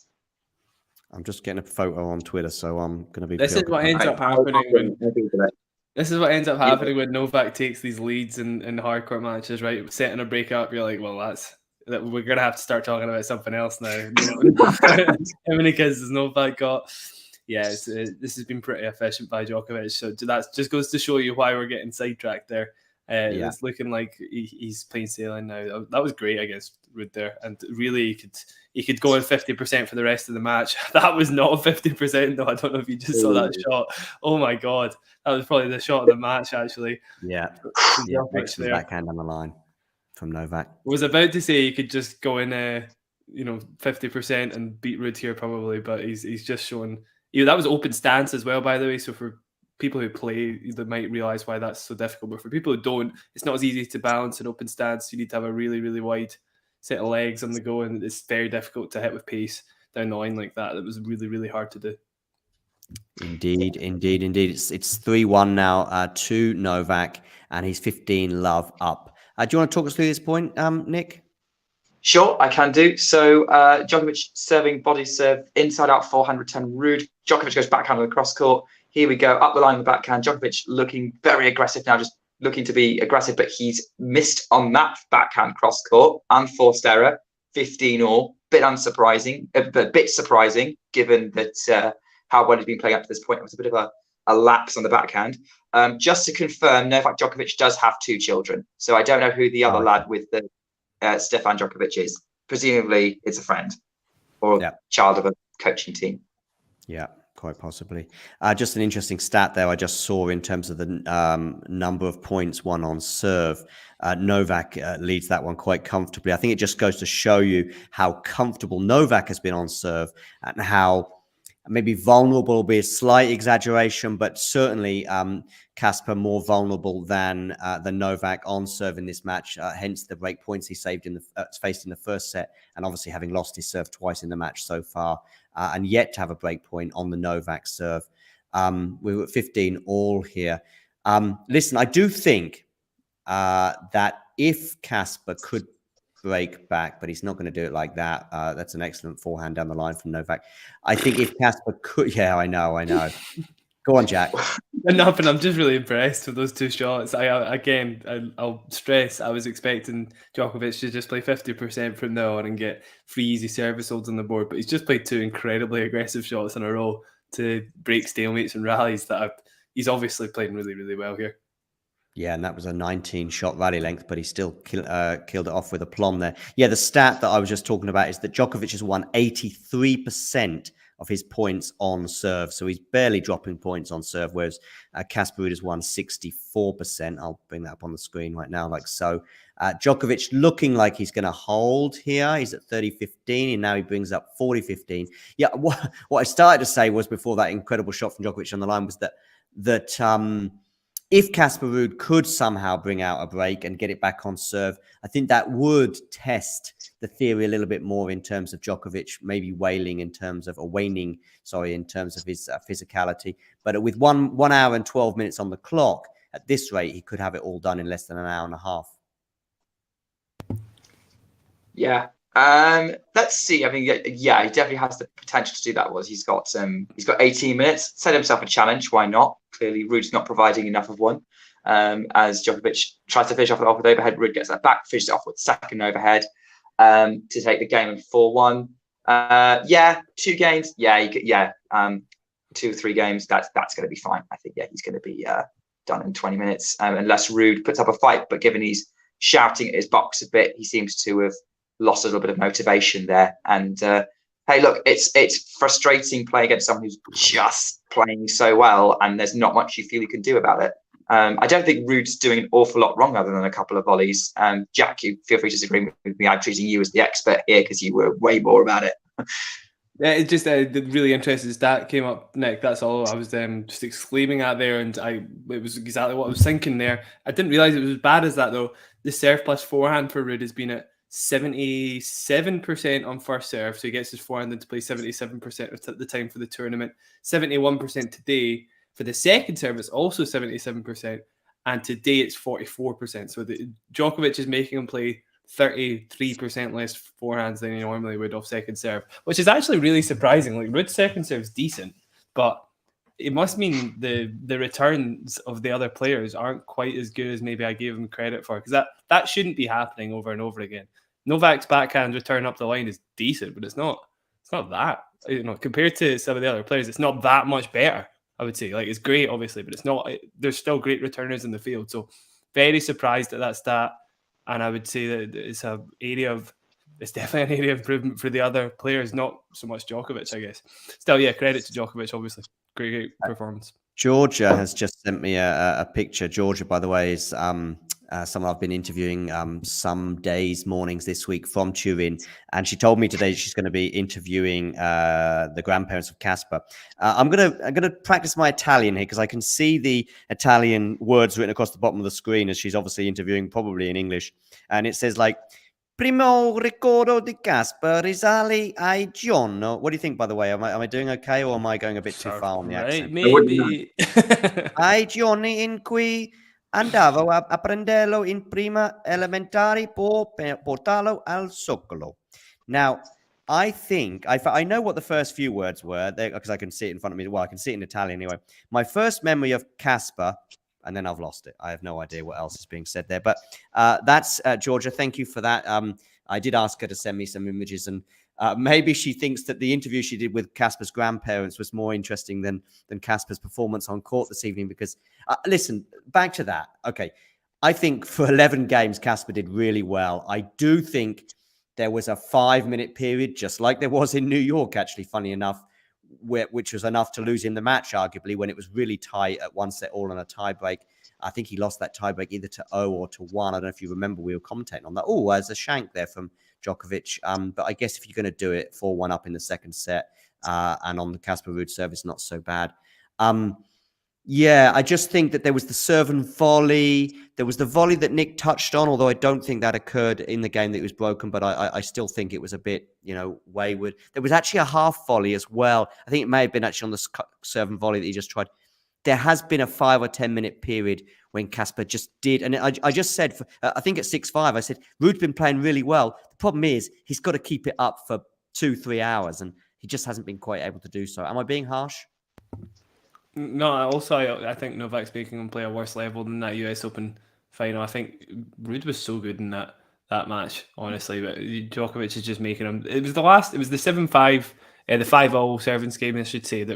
6-5 service game in the first set that really showed us where there's still improvements to be made from Ruud. Because I'll go back to that first serve. Remember, I was saying he just wanted to start the rally and start a baseline battle, basically, because he felt confident there. Well, it also shows you that maybe he's just not quite as tuned into that first serve as I had given him credit for, I guess, in the pressure moments. His first serve's been great otherwise, but when it comes down to the pressure of it against a returner like Djokovic, maybe that just shows you there's still a bit of weakness there. Yeah, right. Listen, this is a very important hold for Casper, and he's got it because I think Novak has gone long on the backhand. Is he going to challenge it? Oh, I think Ruud is basically saying it did land in.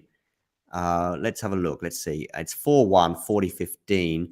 I think Novak is challenging this, and Casper Ruud seems to think his opponent might be right. Let's see if it does land in. Yes, it does.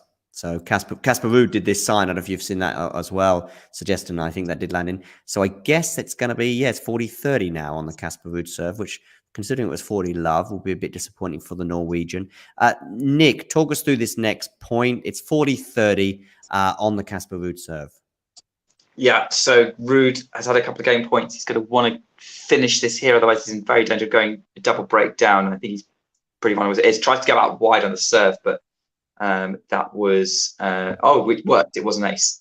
There was a bit of doubt for a moment there, but it's an ace, and it's now 4-2. So Ruud keeps it to 1 break. Djokovic about to serve to take him to a game away from a 6th ATP Finals title. I keep saying that because 4-2, right? So 2 games away. Yeah. Yeah, so take him to take him a game away. Oh, okay. Sorry, my apologies, Nick. I was surprised that I could possibly be right and you'd be wrong, and unfortunately, once again, from my perspective, I was wrong. But that's how it is. Listen, let's have Jack. Let's give him a bit of a comms go. It's 15 love to Novak after an unreturnable serve. 4-2 Novak, 15 love. He's obviously trying to get to 30 love right now in this game. So I'll hand over to Jack. 1 hour, 18 minutes on the clock. Jack, talk us through this next point. Okay, we'll do. First serve from Djokovic. Out wide. Great, actually. Only just gets a racket on it, Ruud. And yeah, Djokovic with an easy drive volley down the middle of the court. Could be this for the rest of the match, of course. John, I might just be talking about unplayable Novak service points, but I'll give you the lowdown in the next couple of points. That's a great stat that's just come up again. First serve percentage for Ruud dropping by a fair margin, where Djokovic must have dropped, 2 or 3 points on first serve throughout the match, it's looking like. Unplayable, basically. Another first serve from Djokovic out wide. Just misses, though, so it's a second serve now. Again, the second serve percentages as well. So much worse for Ruud than Djokovic, which is fairly surprising, given everything I'd said for the stream so far. Second serve down the tee to Ruud backhand. They're trading cross-court forehands. Djokovic going down the line with his for first change in direction. Looking for the inside-out forehand. Djokovic. Ruud only just scrambles it back into play, and Djokovic goes aggressive down the line and just misses it by actually a foot or so. 30-15 now for Djokovic on his serve. Indeed. 30-15, Djokovic. Listen, Casper's got to threaten. He's got to threaten soon, or this match will have flown past him. And I just think it was maybe a 10-minute period, a bit of both, of course. Maybe Djokovic just upping the ante when he sniffed a bit of blood at 5-6. But I still think that Casper will probably again just look back on that 5 or 10 minutes with some regret. Take that serve and volley, for example, moment. Anyway, I'll talk us through this point. 30-15, Novak Djokovic. It's going to be a second serve for Casper to look at. Casper goes for the backhand return. Forehand of Novak to the backhand here. So now they're on the backhands each. Casper not holding back on his backhand, to be fair, nor his forehand, but it's not enough yet to get in charge at this point. Novak on the backhand. Now Casper having an opportunity to go for the slice, this time ignoring that opportunity and actually paying the price because he puts a backhand, double-handed backhand well wide, and it's 40-15. 2 game points. Novak Djokovic, looking at the baseline point stats in this second set alone, Novak has won 11 from the baseline, and Ruud has won 5, whereas in the first set it was pretty much 50-50. So Djokovic is really upping the ante in the second set, particularly when the the baseline exchanges. It's 2 game points for Novak Djokovic. Let's see if he can seal this game. Nick, talk us through this potentially last point of this game. Okay, well, so far, I mean, Djokovic has benefited a little bit from some Ruud errors, but Ruud gets that return back into play. They're now going cross court to the backhand. Djokovic tries to change direction on the backhand and goes wide, trying to go up the tram line. And there's a few uncharacteristic misses from Djokovic in this game. Not sure why. So that sheen's coming off a little bit. So still been a masterclass up to this point, but it's interesting to see. Yeah. Listen, it's one break. And then we are looking at nipping up. Of course, Casper's going to have to hold serve if he was to break. But it is only one break. I'm just going to talk us through this point, and Casper's gone long. So Novak extremely pleased with that 5-2. Casper on the forehand there looking very annoyed. He's sort of saying something probably to his box. In fact, definitely to his box, but I don't know who specifically. Just reminding me, actually, funny enough, Casper doing that reminds me of the French Open final when it was at some point in the third set. And it was like, I don't really know what to do. It certainly felt that's what he was suggesting to his parents. And to be fair, almost nobody, with the exception of probably Novak, has known what to do with Rafa Nadal on Philippe Chatrier. Maybe if Robin Soderling, by the way, is in the chat, he might want to have put his hand in the air. Jack smiling at that little Soderling mention there. Yeah. I mean, Soderling he played completely differently from Djokovic actually when he beat Nadal at the French Open, right? He just went for absolutely everything, as flat as a pancake, basically, and Yeah, it's not really a recipe for success generally, but just that day it happened to be. Yeah, we're getting sidetracked, right, John? I think you were saying about Djokovic only having to be broken once here. It's only one break of serve, but just counting up the service games that Novak has held so far in this tournament, right? So what's 115 divided by 2? You're talking about 57 or so, and he's been broken 3 times, 3 out of 57 service games. Just under 2%. Yeah. So he's lost his serve twice in this tournament, right? Out of 115 service games. So sorry, no, 57 service games. So I was just counting up the total games he's played.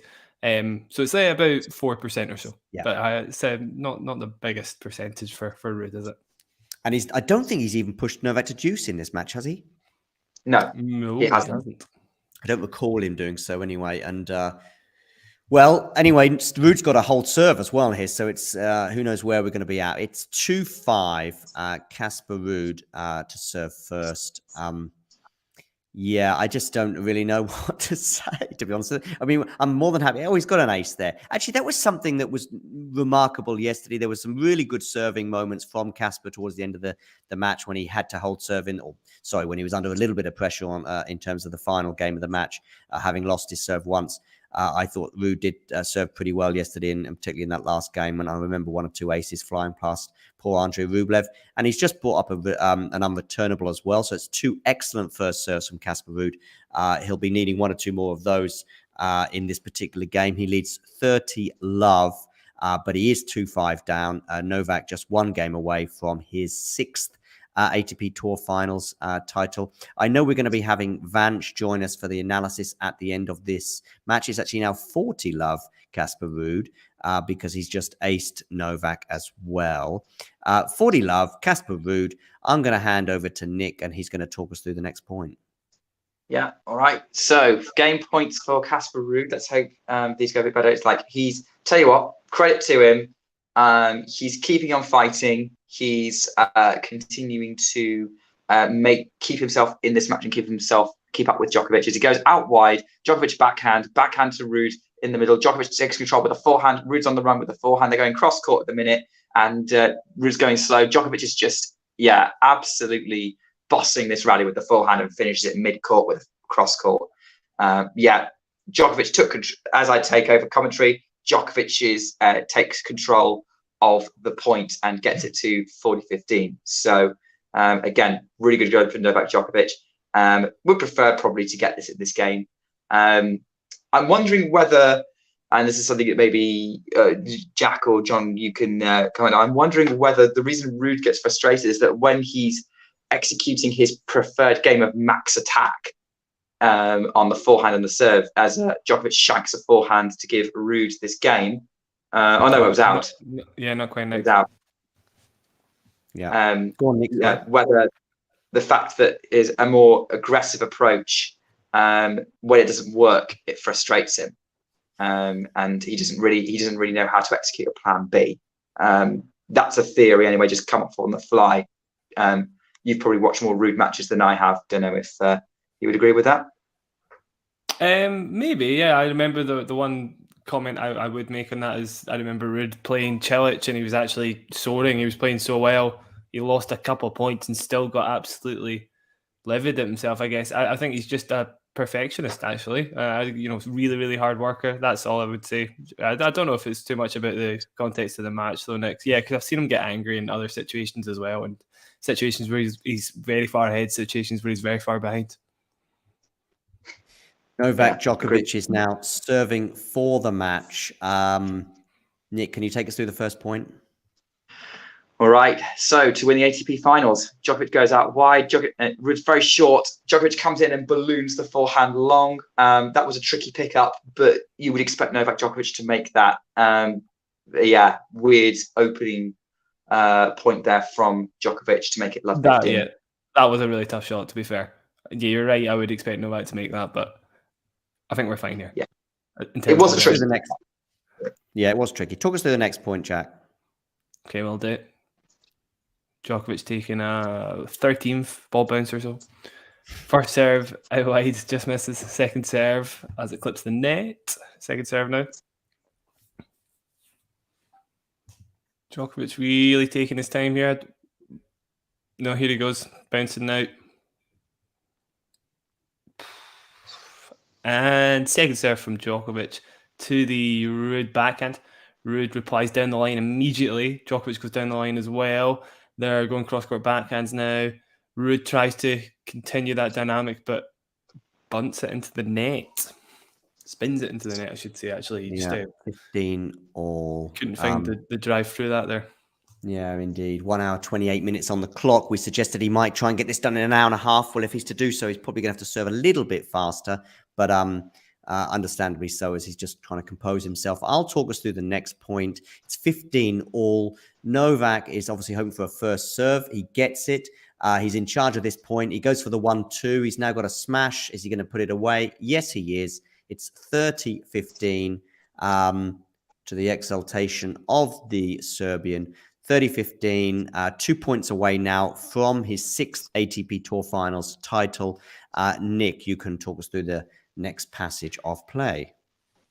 Yeah, absolutely. Well, Djokovic is tiring himself off. He's been here so many times before. He's won so many big titles. He's won 21 Grand Slams. He's won 5 other ATP Tour Finals titles.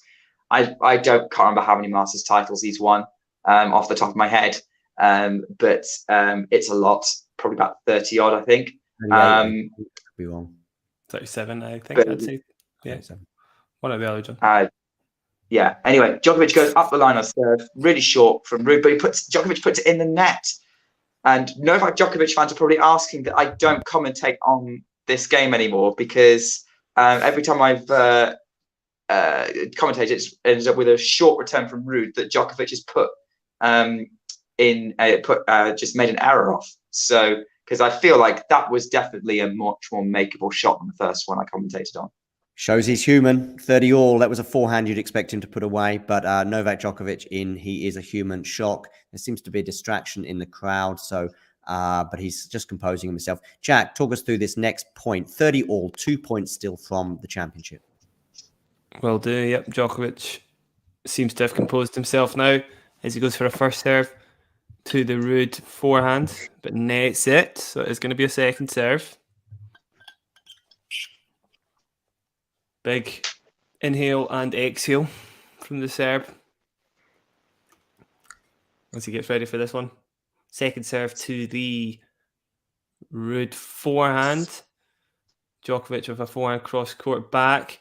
Ruud goes down the middle pretty heavy, manages to find his inside-out forehand. Going to continue in that vein with plenty of forehand, but Djokovic does eventually find the backhand again, so they're back to backhands, cross-court, well neutralized. Ruud probably in the defense now. Djokovic managed to get a forehand down the line to go back to backhands. Ruud slicing, probably the worst thing he could have done. It's a long rally. Backhands cross-court again. He'll make the first change in direction, if any. Ruud slices back cross-court. Djokovic waiting for the forehand. Ruud now on defense on his forehand. Djokovic goes cross-court, I should say, with the forehand. Ruud with a great counter forehand down the line, though. And they're back to backhands cross-court after a lot of scrambling. Drop shot from Ruud. Djokovic up to it. Great backhand cross-court. Should win him the point. It does. What a point. That was really, really, really good. What a point. I'm sure we're going to get how long that rally was in a second come up on our screen, but it was probably over 25 shots. At least that's how it felt. It may have been over 30. I'm not sure. But that was just 36. There we go. Rally length 36. Sensational stuff. It was difficult to work out while I was watching that who was in charge of the rally. It's now 1 hour, 31 minutes, but Novak won't care. He's got a first championship point. At one point, I thought actually that Ruud was maybe just slightly in charge of that point, and I thought that Djokovic did well to just sort of stay in there, particularly as we have got some doubts about him physically today. But he's now serving for the championship 40-30, meaning he has his first championship point for a 6th title as he composes himself. Nick, over to you. Here we go. Novak Djokovic, championship point. We've been here many, many times. He's going to hope to get on the first attempt. He's definitely looking like he wants the match to be over. But he serves, goes down the middle. It's an ace. It is an ace. And Novak Djokovic is the ATP Finals champion. He is top dog at the end of the year. What a performance. That, my friends, is vintage Novak Djokovic. watch out, everyone else in 2023. Absolutely, Nick. Yeah, I concur. This is going to be a bit of a damp squib, but I actually need to go immediately. This was great. Jack, I know you do. Yeah, no problem. This was great commentary, guys. But yeah, I'm in a bit of a rush now because I'm doing a bit of coaching in 12 minutes. So, Jack, great. thanks for holding on. It turned out to be perfect time. And take care. Yeah, no worries, guys. Good to see you. See you later. Yeah, you too. You too. I think I sent the link to Vanch, and I think he's going to join us at some point. But I'm just going to check to see if I did send it to him. Maybe I didn't. So I'm going to do so right now. So if you are listening, Vanch, and you're wondering where is your invitation, it's in the post. But hopefully this will be slightly faster than most. Listen, tell you what, we're super fast. Was the Novak Djokovic serving today? But it's been unbelievable throughout the tournament. What are your thoughts on that final, or your first thoughts on the final, Nick? I pretty much said it as I was commentating that. That was an incredible performance from Novak Djokovic. Didn't look like being broken on serve. So managed everything Casper Ruud threw at him with aplomb, and was hitting great shots regularly. Yes, okay, it wasn't a perfect performance, but the level that he brought was incredible. And this is I would say again, it was vintage Novak Djokovic, and I think he deserves to be happy. He's been hugging his family. His kids are super excited that their dad's just won, and it's going to be. I'm interested to see how he handles this trophy ceremony, how emotional he's going to be with it. But it's good to see him back. It's always good to see a great champion continuing to deliver incredible sporting performances. Absolutely. And I tell you what, there is very much a debate to be had now among Djokovic, Nadal, and Carlos Alcaraz in terms of who's had the better 2022. I think there's an argument for all three, and a very strong one for various different reasons. I'm sure, given all of our biases, we'd probably err more towards the player that we support. But listen, what can't be denied, though, or can't be argued over is, well, Djokovic has just won this title, playing, as I say, some of the top 10 players in the world. Obviously, we didn't have Holger Rune at this tournament, nor Carlos Alcaraz. I know Rune has dropped to number 11, but I think you know what I mean by suggesting he is a sort of a top 10 player right now. But he's beaten them all for the loss of just one set. And it was taken off by Daniel Medvedev, who has a history of frustrating Djokovic, to be fair. Particularly in places like New York, but also in the ATP finals in the past. And I would expect him to still be a thorn in Novak's side going forward. But yeah, for the loss of just one set, incredible performances, ATP finals, unstoppable. And he's now definitely, if he's the favourite in Australia, he's also put himself well in the hunt to get that world number one ranking back in early 2023. Which will be exciting to watch. He's only got points to gain. I mean, whatever he does before Australia, he's just writing something on the camera now. It may well be there's a combination, I think, of languages. I think he's gone for maybe Italian and Serbian, so we might be getting no translation. Yeah, I think it could all be actually Serbian. So I cannot help there, but I'm sure it's fairly pleasant ones and fairly optimistic about what's happened. But anyway, listen, my thoughts on it. Well, I thought at 5-6, I thought we were in for a really close match. I thought it could be a couple of tie breaks for Novak.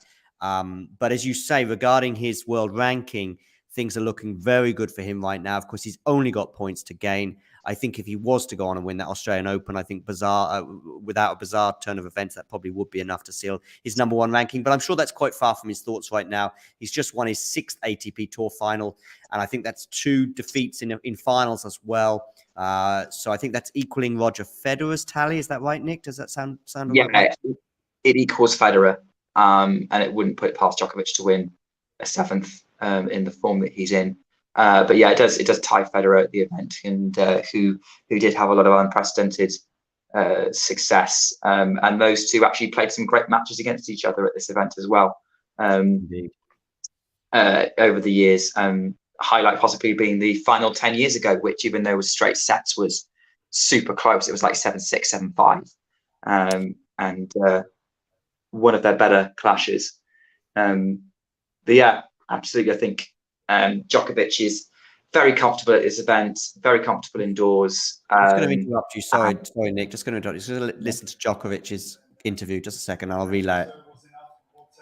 My serve was enough in both sets. You know, Casper's been playing really well going into this match. Serving very well. But in the decisive moments, the 12th game in the first set, I got a few returns back in play. Making run, making play. I was pleased with the way I was playing from the back of the court. My forehand was good, aggressive. It felt great. I'm really pleased with the performance. 7 years since he's won this event. Yep. 6th title. A lot of nerves. The longest rally of the match there in that final game as well. It's 36 shots, of course. Had to stay focused on the whole match, every single point. I missed a couple of forehands. I think he's referring to that last game. I did feel nerves, but I'm really grateful to serve the match out, finish it out in style. 7 years. It's been a long time. It's obviously since his last title. The fact that I've waited 7 years makes this feel even better and even bigger. Finishing the year on a winning note is a big deal, right? Probably talked about this season and how unusual it's been, but I'm not going to continue with that. Just a big relief and satisfaction. And also I look forward to having a couple of weeks off.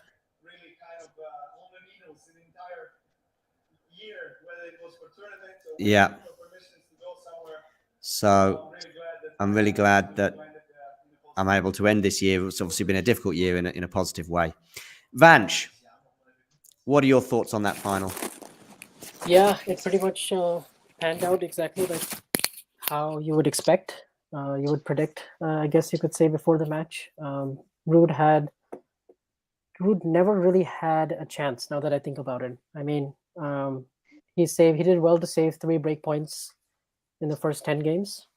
In 2 separate games, he was able to do so, but I just felt like Djokovic was so comfortable in these baseline exchanges, particularly like the backhand cross-court to cross-court and then opening it up with the down the line. And every time I felt like Ruud was scrambling and having to defend on his backhand, either with the slice or with, some block type shots like from deep in the corners, or even with his forehand when he was pushed back. Djokovic just has the point finishing skills in the same way that Nadal and Alcaraz do in the other big finals that Ruud has played, to where that part of Ruud's games get exposed a little bit.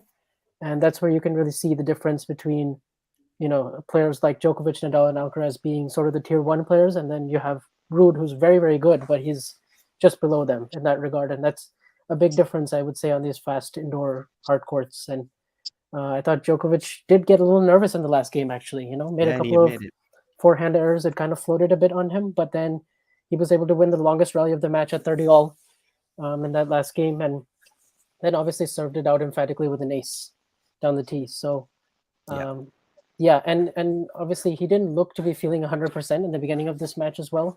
Maybe some of that is from the Medvedev match still. I have no idea what the physical issue is. Maybe it's related to his eye infection, and maybe it's just some illness that he's picked up, but nonetheless didn't seem to really impact his tennis or his performance when it came to the clutch moments at the end of the last 4 sets he's played, going back to the Fritz match. A couple of things on that I'm just also even just noticing right now as they show a replay of him celebrating the championship point. He's actually wearing, he was underneath his T-shirt, which you would almost never see him wear, except for maybe, I think in Paris when they had it in winter a couple of years ago. He's actually wearing an extra layer that's clearly apparent, a sort of a skin-tight layer that's there to keep you warm, if you like. That's in addition to the gloves that I saw him wearing prior to the match. which, bearing in mind, you want to have a feel of the racket, you would think, before the match. I don't think it's the most important thing, of course, but I just think he's maybe suffering from some sort of flu as well. I saw him shivering, of course, on Friday, so perhaps he had a temperature as well. So that's my very basic knowledge of these kind of things and assessment of it, and perhaps that's the case. But listen, I regarding the tournament as a whole for Djokovic, I think before the tournament, I think pretty much everybody in their right mind at least had him as favourite. But I do think that there was an inexorable feel about it. The way he had a really tough draw, there's no doubt about that. But from the minute he won his first match, which was against Tsitsipas, right? Yep. Yeah. So the minute he won that match, is like, oh, here we go. There's no scars at all from Paris-Bercy, when of course he lost it in a fairly painful way, that final. And then secondly, from that moment onwards as well, certain other things for me, such as Felix, I think, losing to Taylor. From the moment that happened, I thought, you know what, I just can't see Novak not beating Rublev or Ruud in the final, and I can't see him not winning his semi-final either. So it was kind of like, that was sort of the last moment, because I just felt that if there was one person at this tournament who had the best chance of beating him, it was possibly Felix on his best day, if you like. I thought the second and third most likely players to beat him were both in his group, and he skittled through them. So yeah, so once Medvedev went out after losing the first two matches, it was like, okay, that's another one, really, if you like, another obstacle removed from potentially winning this tournament. What are your thoughts on Novak's tournament as a whole, Nick?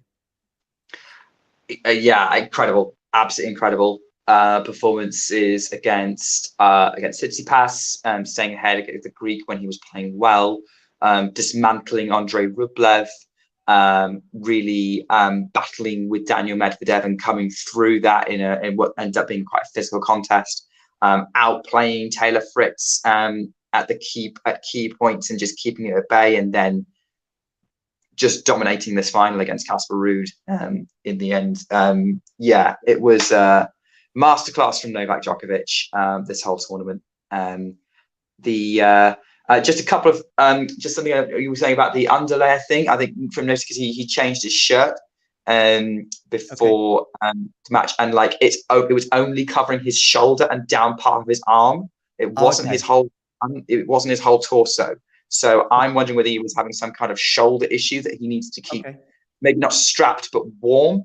But that I'm not a physiotherapy expert, so I don't know what that would do. But just as an interesting note, because I did see it was like, never seen anything like that before.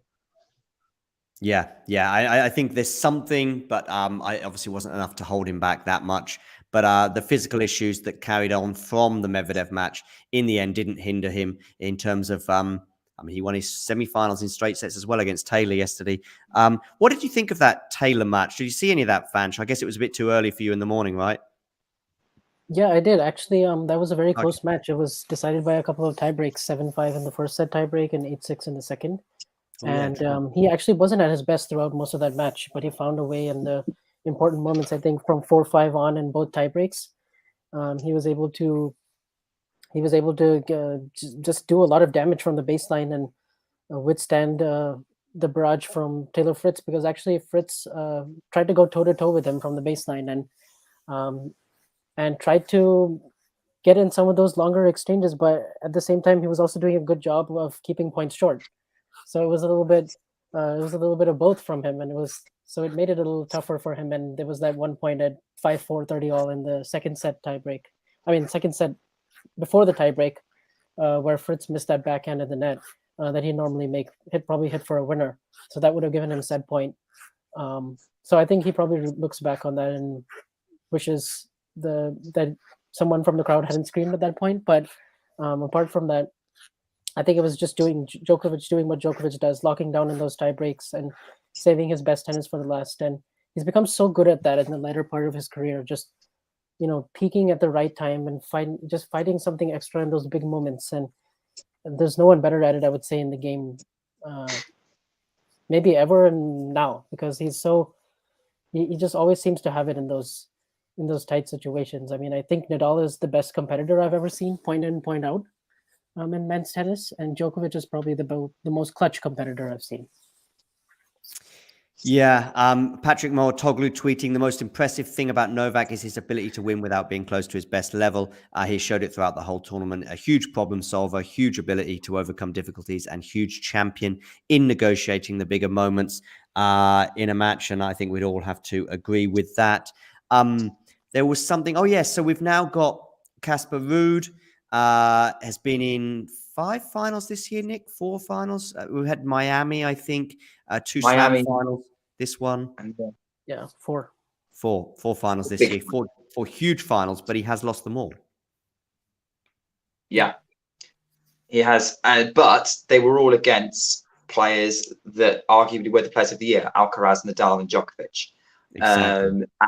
And they weren't bad losses either. I mean, he fought well in all of them. He brought his best. It just wasn't quite enough, and it does make you think that maybe if he was to win a slam, it would be if the draw opened up a bit or one of his opponents was a little bit subpar. Then again, he's got room to grow in his game as well. We saw someone like, if you think like Stan Wawrinka as an extreme example, but maybe Andy Murray, who, he was competing with the big 3 for a while, but his game maybe matured when he was mid to late 20s to the point where he could take over as world number 1. So Casper Ruud is still 23. He can still, he can definitely still grow and improve and take it to these guys maybe in the future. But as it currently stands, he's got a little bit of catching up to do. But don't take that away. He's a great tennis player, as we were saying earlier. Prime candidate to win a Masters and keep competing, keep himself in the mix for slams. Absolutely. He's just giving his on-court interview as well, and the result you get here in this tournament. So you're doing a great job. But he's just sort of praising the organization. So yeah, I completely agree with everything, and I think that's where we're at with Casper Ruud. He's right there, and he needs to avoid, really. I mean, he's also not just ran into those players that you just mentioned. He's also ran into them in the worst possible places, in the worst possible circumstances. I.e., he runs into Alcaraz in that unbelievable period between, say, post-Australia up until probably the quarterfinal defeat to Zverev in the French Open. I thought that was probably even arguably better than his US Open run in terms of, I think, Alcaraz's constant level.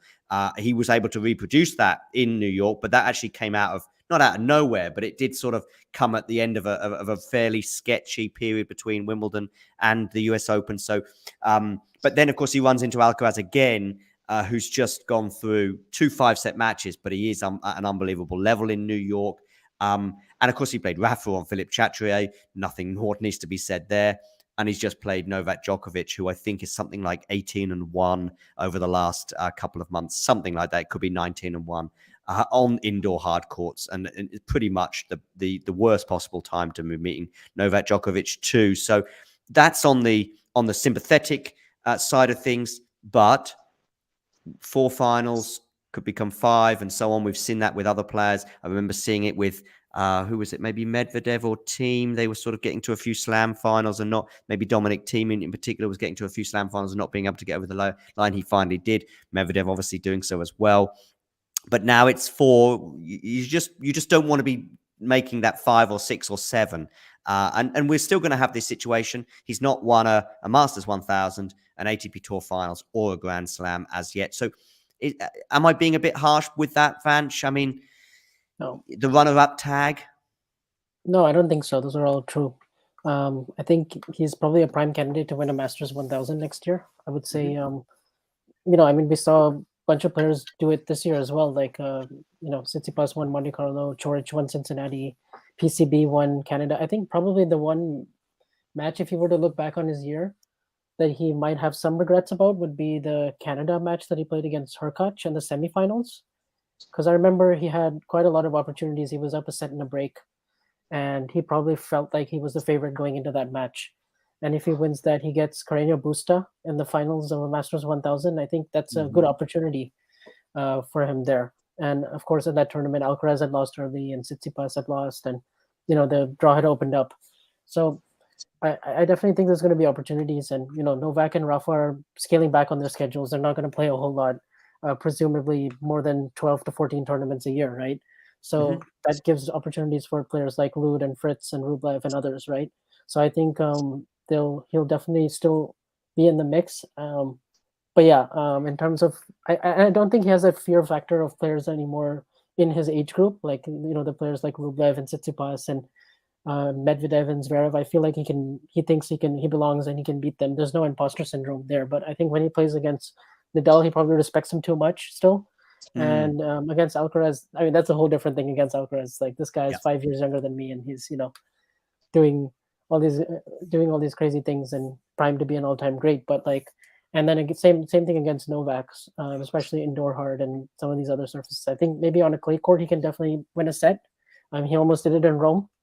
So he's, I think it was just the worst possible conditions he could have met these three players this time in these big finals. But I think he can definitely win a 500, definitely win a 1,000, definitely still make the tour finals next year. I think he's improved a lot of things in his game. So I think the progress that he's made in the last 1 year, I think that's the biggest thing he can be proud of. Yep, I'm sure he has even bigger ambitions than that. And maybe the next time he's in a slam final, we may see a different result. But if you're going to win a slam, probably at some point or another, you're going to run into Novak Djokovic, Rafa Nadal, or Carlos Alcaraz. And I would include Alcaraz now in that sort of, if you want, a new big three, although that will evolve pretty quickly given the ages of some of those players. Novak, though, back to him. He's lifted the trophy now. He's the favourite for Australia, right, Nick? Yes, hands down. If you think about, look, Australia's been his territory for years. If you think about when he first won it, when he first came of age in 2007, he lost to Roger Federer, who was still in his pomp, and Djokovic was just coming up to his. 2008, he won the title. 2009, 10, he was having to go into some issues, and then sort of when true peak Djokovic arrived in 2011, the only people who could stop him was an incredible performance from Stan Wawrinka, injury or in 17 and 18, or the Australian government. So really, I think that's just home for Novak. He's going to be favourite anytime he steps out onto Rod Laver Arena or any of the courts there. And as well as that, the rest of the field probably don't have the same kind of momentum going into it or as much going for them. So yeah, hands down, Novak Djokovic is the favourite going into Australia, especially since there are quick question marks around the fitness of Rafael Nadal, the mentality of Daniel Medvedev, the experience of Carlos Alcaraz, given he's never got past the third round in Australia, possibly his own fault after that Berrettini match. Absolutely 100% the favourite going into Australia, barring some freak injury or something like that. Yeah, absolutely. Do you want to add anything else to that, Vanch, in terms of Australia and the outlook for Novak? No, not much to add really, and I think Nick said it all. I think he's the hands down favorite for me. I mean, just has to be, just based on his record there, and doesn't seem to be slowing down at this age. I think he's, he was fresher coming into this indoor hardcourt season than he'd ever been, having played not as many matches, and I think he's going to be hungry and on for a redemption tour after everything that happened, in this past year in January. I think he's going to really badly want this, and he's, he is hungry and motivated by all these carriers of next generation coming up behind him, and he definitely wants to prove a point, definitely wants to win this for the 10th time, and I think he's primed to do it, to be honest. But at least I can't say for certain that he's going to win the title, but I think he's definitely the favorite. Yeah, there's a few weeks, of course, or even a bit longer than that between now and then, and all sorts of things can happen in that period, despite us being in what we would call the off season. But I do know that, of course, some players will be still playing a bit of tennis between now and then. But I know Novak has suggested that he's very much looking forward to having a couple of weeks off. And really, it has been a fairly intensive period of the season for him, with three sort of 4 tournaments now in a fairly short space of time. So despite having the first half of the season largely where he wasn't playing so often, it will feel as though that holiday's been well-deserved, not least because of the amount of matches he's been winning and going to the end of the tournaments, as I say, getting to the final, at the very least, of every tournament he's played since coming back. For me, he obviously goes into that tournament as favourite for, basically all the reasons Nick said. There's just 1 or 2 tiny question marks about all of the players that are in the upper echelons of the sport. And there are just none right now at the moment for Novak at a tournament that he's already won 9 times before. So he could well make that 10. But as I say, a lot can happen between now and then. What are your thoughts on the tournament as a whole, Nick? This one here. It's been a really good ATP finals. So many tie breaks, so many close battles, so many really good matches. Even the straight sets matches, most of them provided a pretty decent quality. Obviously, anything involving Daniel Medvedev was entertaining, and anything involving Stefanos Tsitsipas was pretty entertaining. If you're a fan of great quality of tennis, Novak Djokovic has been a dream to watch. If you're a fan of redemption stories, Casper Ruud's performances been great. Not that he needs much redeeming, but I'm talking maybe after the last of 3 months or so, 2 months. Rublev Medvedev, Tsitsipas Medvedev, Djokovic Medvedev, all great fun. Tsitsipas's showdown with Andrey Rublev was a good match to enjoy, similar with the showdown the previous day between Taylor Fritz and Felix Auger-Aliassime. Fritz pushing Novak Djokovic in the semis. Just either good matches to watch or feel-good performances. This has been a great tournament for any tennis fan to enjoy. Yeah, what are your thoughts, Vanch, on the tournament as a whole? Yeah, I thoroughly enjoyed this tournament. I've always loved the ATP finals. I love the structure of the event. I love that you have 2 matches per day and different styles, and everyone plays everyone, and you can still lose and be in the draw. I just really like it a lot. And also when I was doing my predictions, I definitely had like 2 tiers, and I had Fritz, Rublev, and Ruud all in the second tier, and they all made the semis and got out of their group. So I thought that was a big takeaway. I think the resilience that Rublev showed against both Medvedev and Tsitsipas, that was really big for him. Even though I feel like he massively underperformed in the semi, and just from a mentality and resilience standpoint, didn't really have that, as he's tended to do in the biggest matches of his career thus far. But this was another step forward for him. And then I enjoyed watching Taylor Fritz a lot, actually. I just love his ball striking in general off of both wings. I've been a fan of his rise this whole year. I think for American men's tennis, it's looked bleak the last 20 years, I would say. So obviously we've had a few semifinalists here and there with Querrey and Isner, but I'd say Fritz has a lot more complete parts to his game that those other guys didn't, and so it's great to see him to see the progress that he made and get push Djokovic. And so I enjoyed watching that. And then Medvedev was fascinating to me all week. I mean, obviously heartbreaking for him to lose, all 3 of his matches in a third set tie break, having served for 2 of them. But I think it just kind of underpins the tough year that it's been for him, and some of the challenges that he's had to face, and also just players really starting to figure him out. And, so he'll have to definitely make some adjustments. He needs a rest during the off season. And so he's going to be very interesting to follow. And there's all these other storylines as well with Novak, Rafa, and Alcaraz, and it's just going to be interesting to see what the actual rankings look like this time next year, right? Because hopefully we won't have the same situation that we had at Wimbledon this year. Hopefully it'll be somewhat more normal schedule for most of these players. Yeah, definitely. My final thoughts on this match, and then I'll get your final thoughts on the match, perhaps in response to some of the things I'm about to say. Novak's level again, probably a little bit like against Taylor, that as Patrick Mouratoglou says on Twitter, maybe this wasn't the absolute top level from Novak, but in his in his corner, and praise to him is that the fact that he can still win these kind of tournaments without playing his absolute best.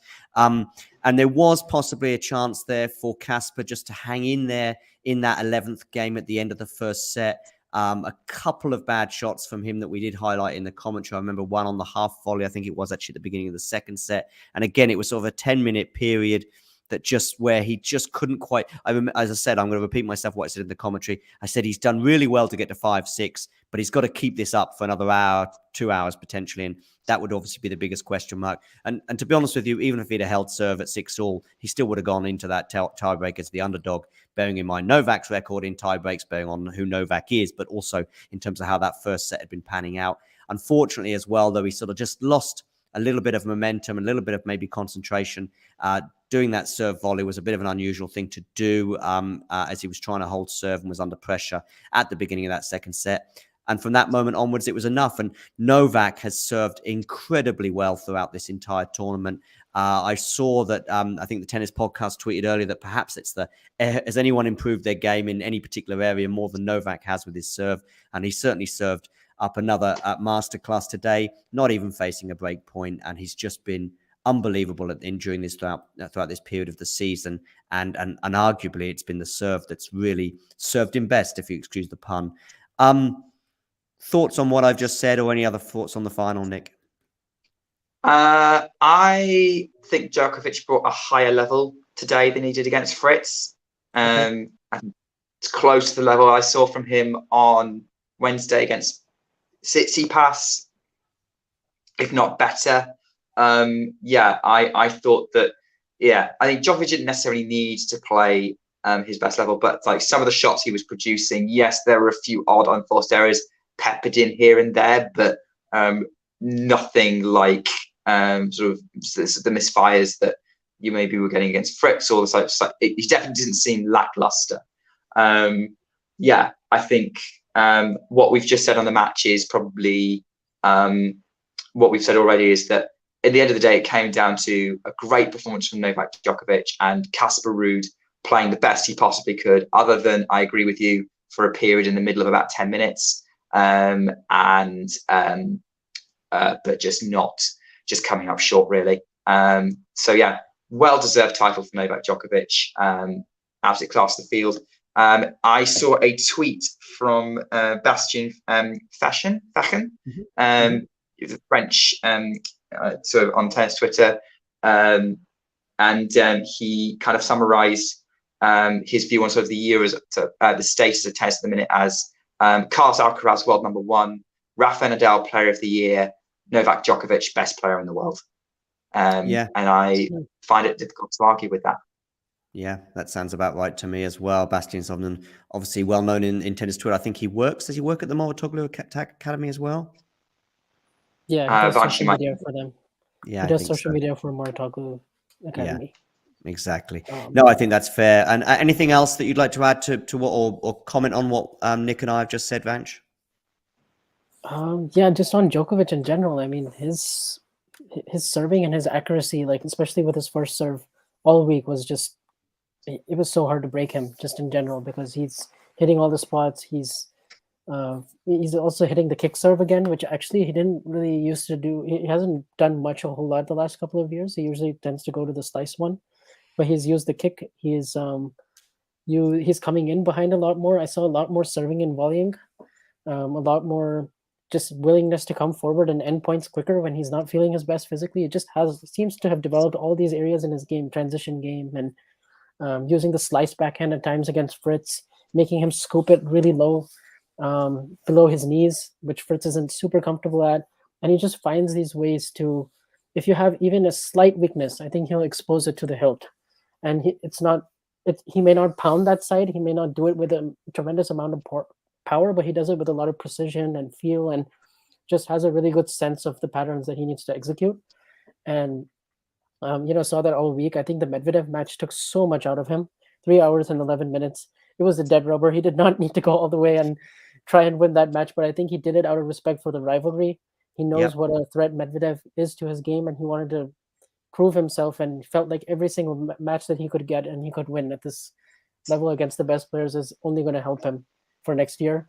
So I think, but that match was enjoyable to watch, and yet again he finds himself down to feet, staring one of the best servers in the game, serving for the match, and just seems to just find the best every single time, and just always able to stay in the present moment. And so he's definitely the best player since the US Open, probably the best player I mean, just looking at the rankings, I mean, him being fifth is like, even if he had just gotten the Wimbledon points, he would only be 180 points behind Alcaraz.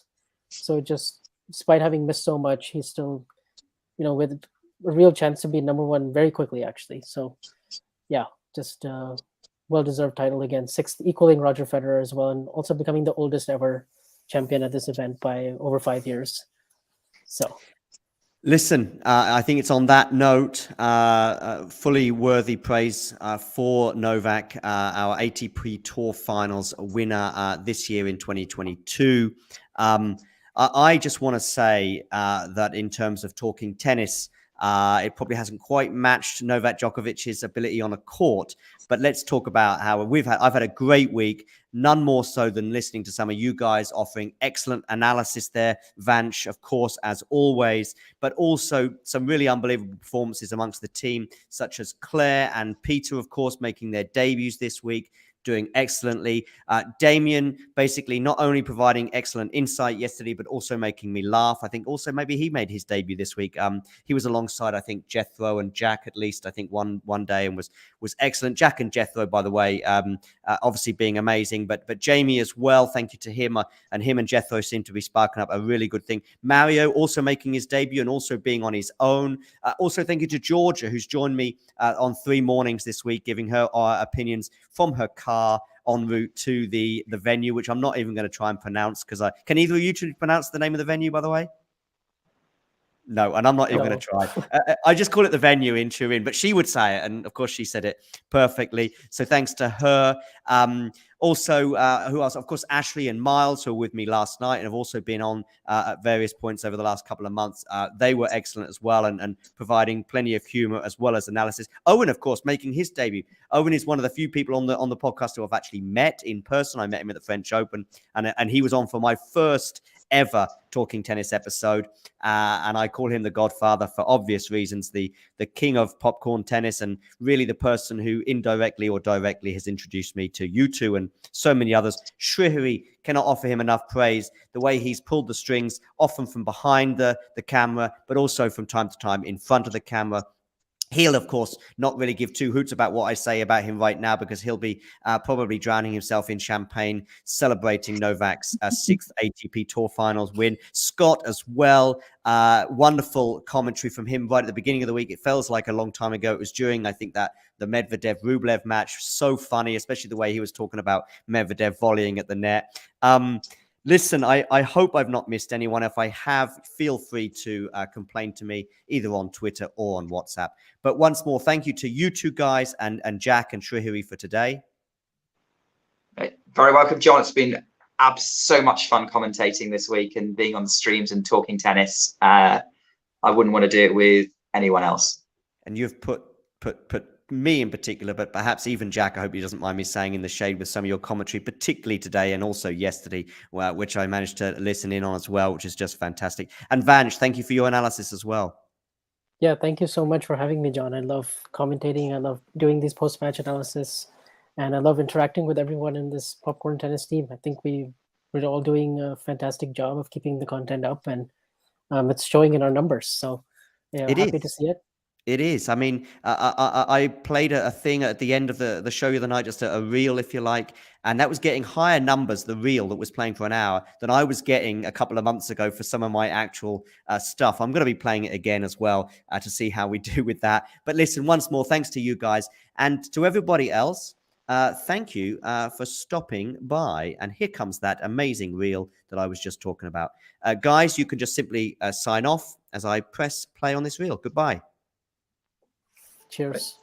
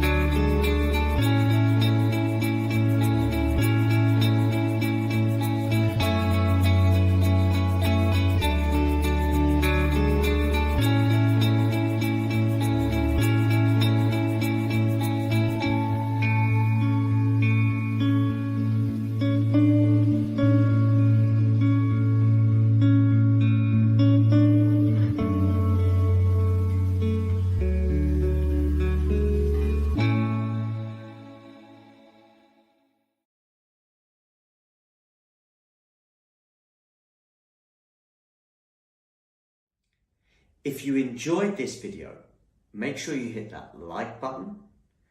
Don't forget to subscribe and click that notification bell so you don't miss out on all things tennis.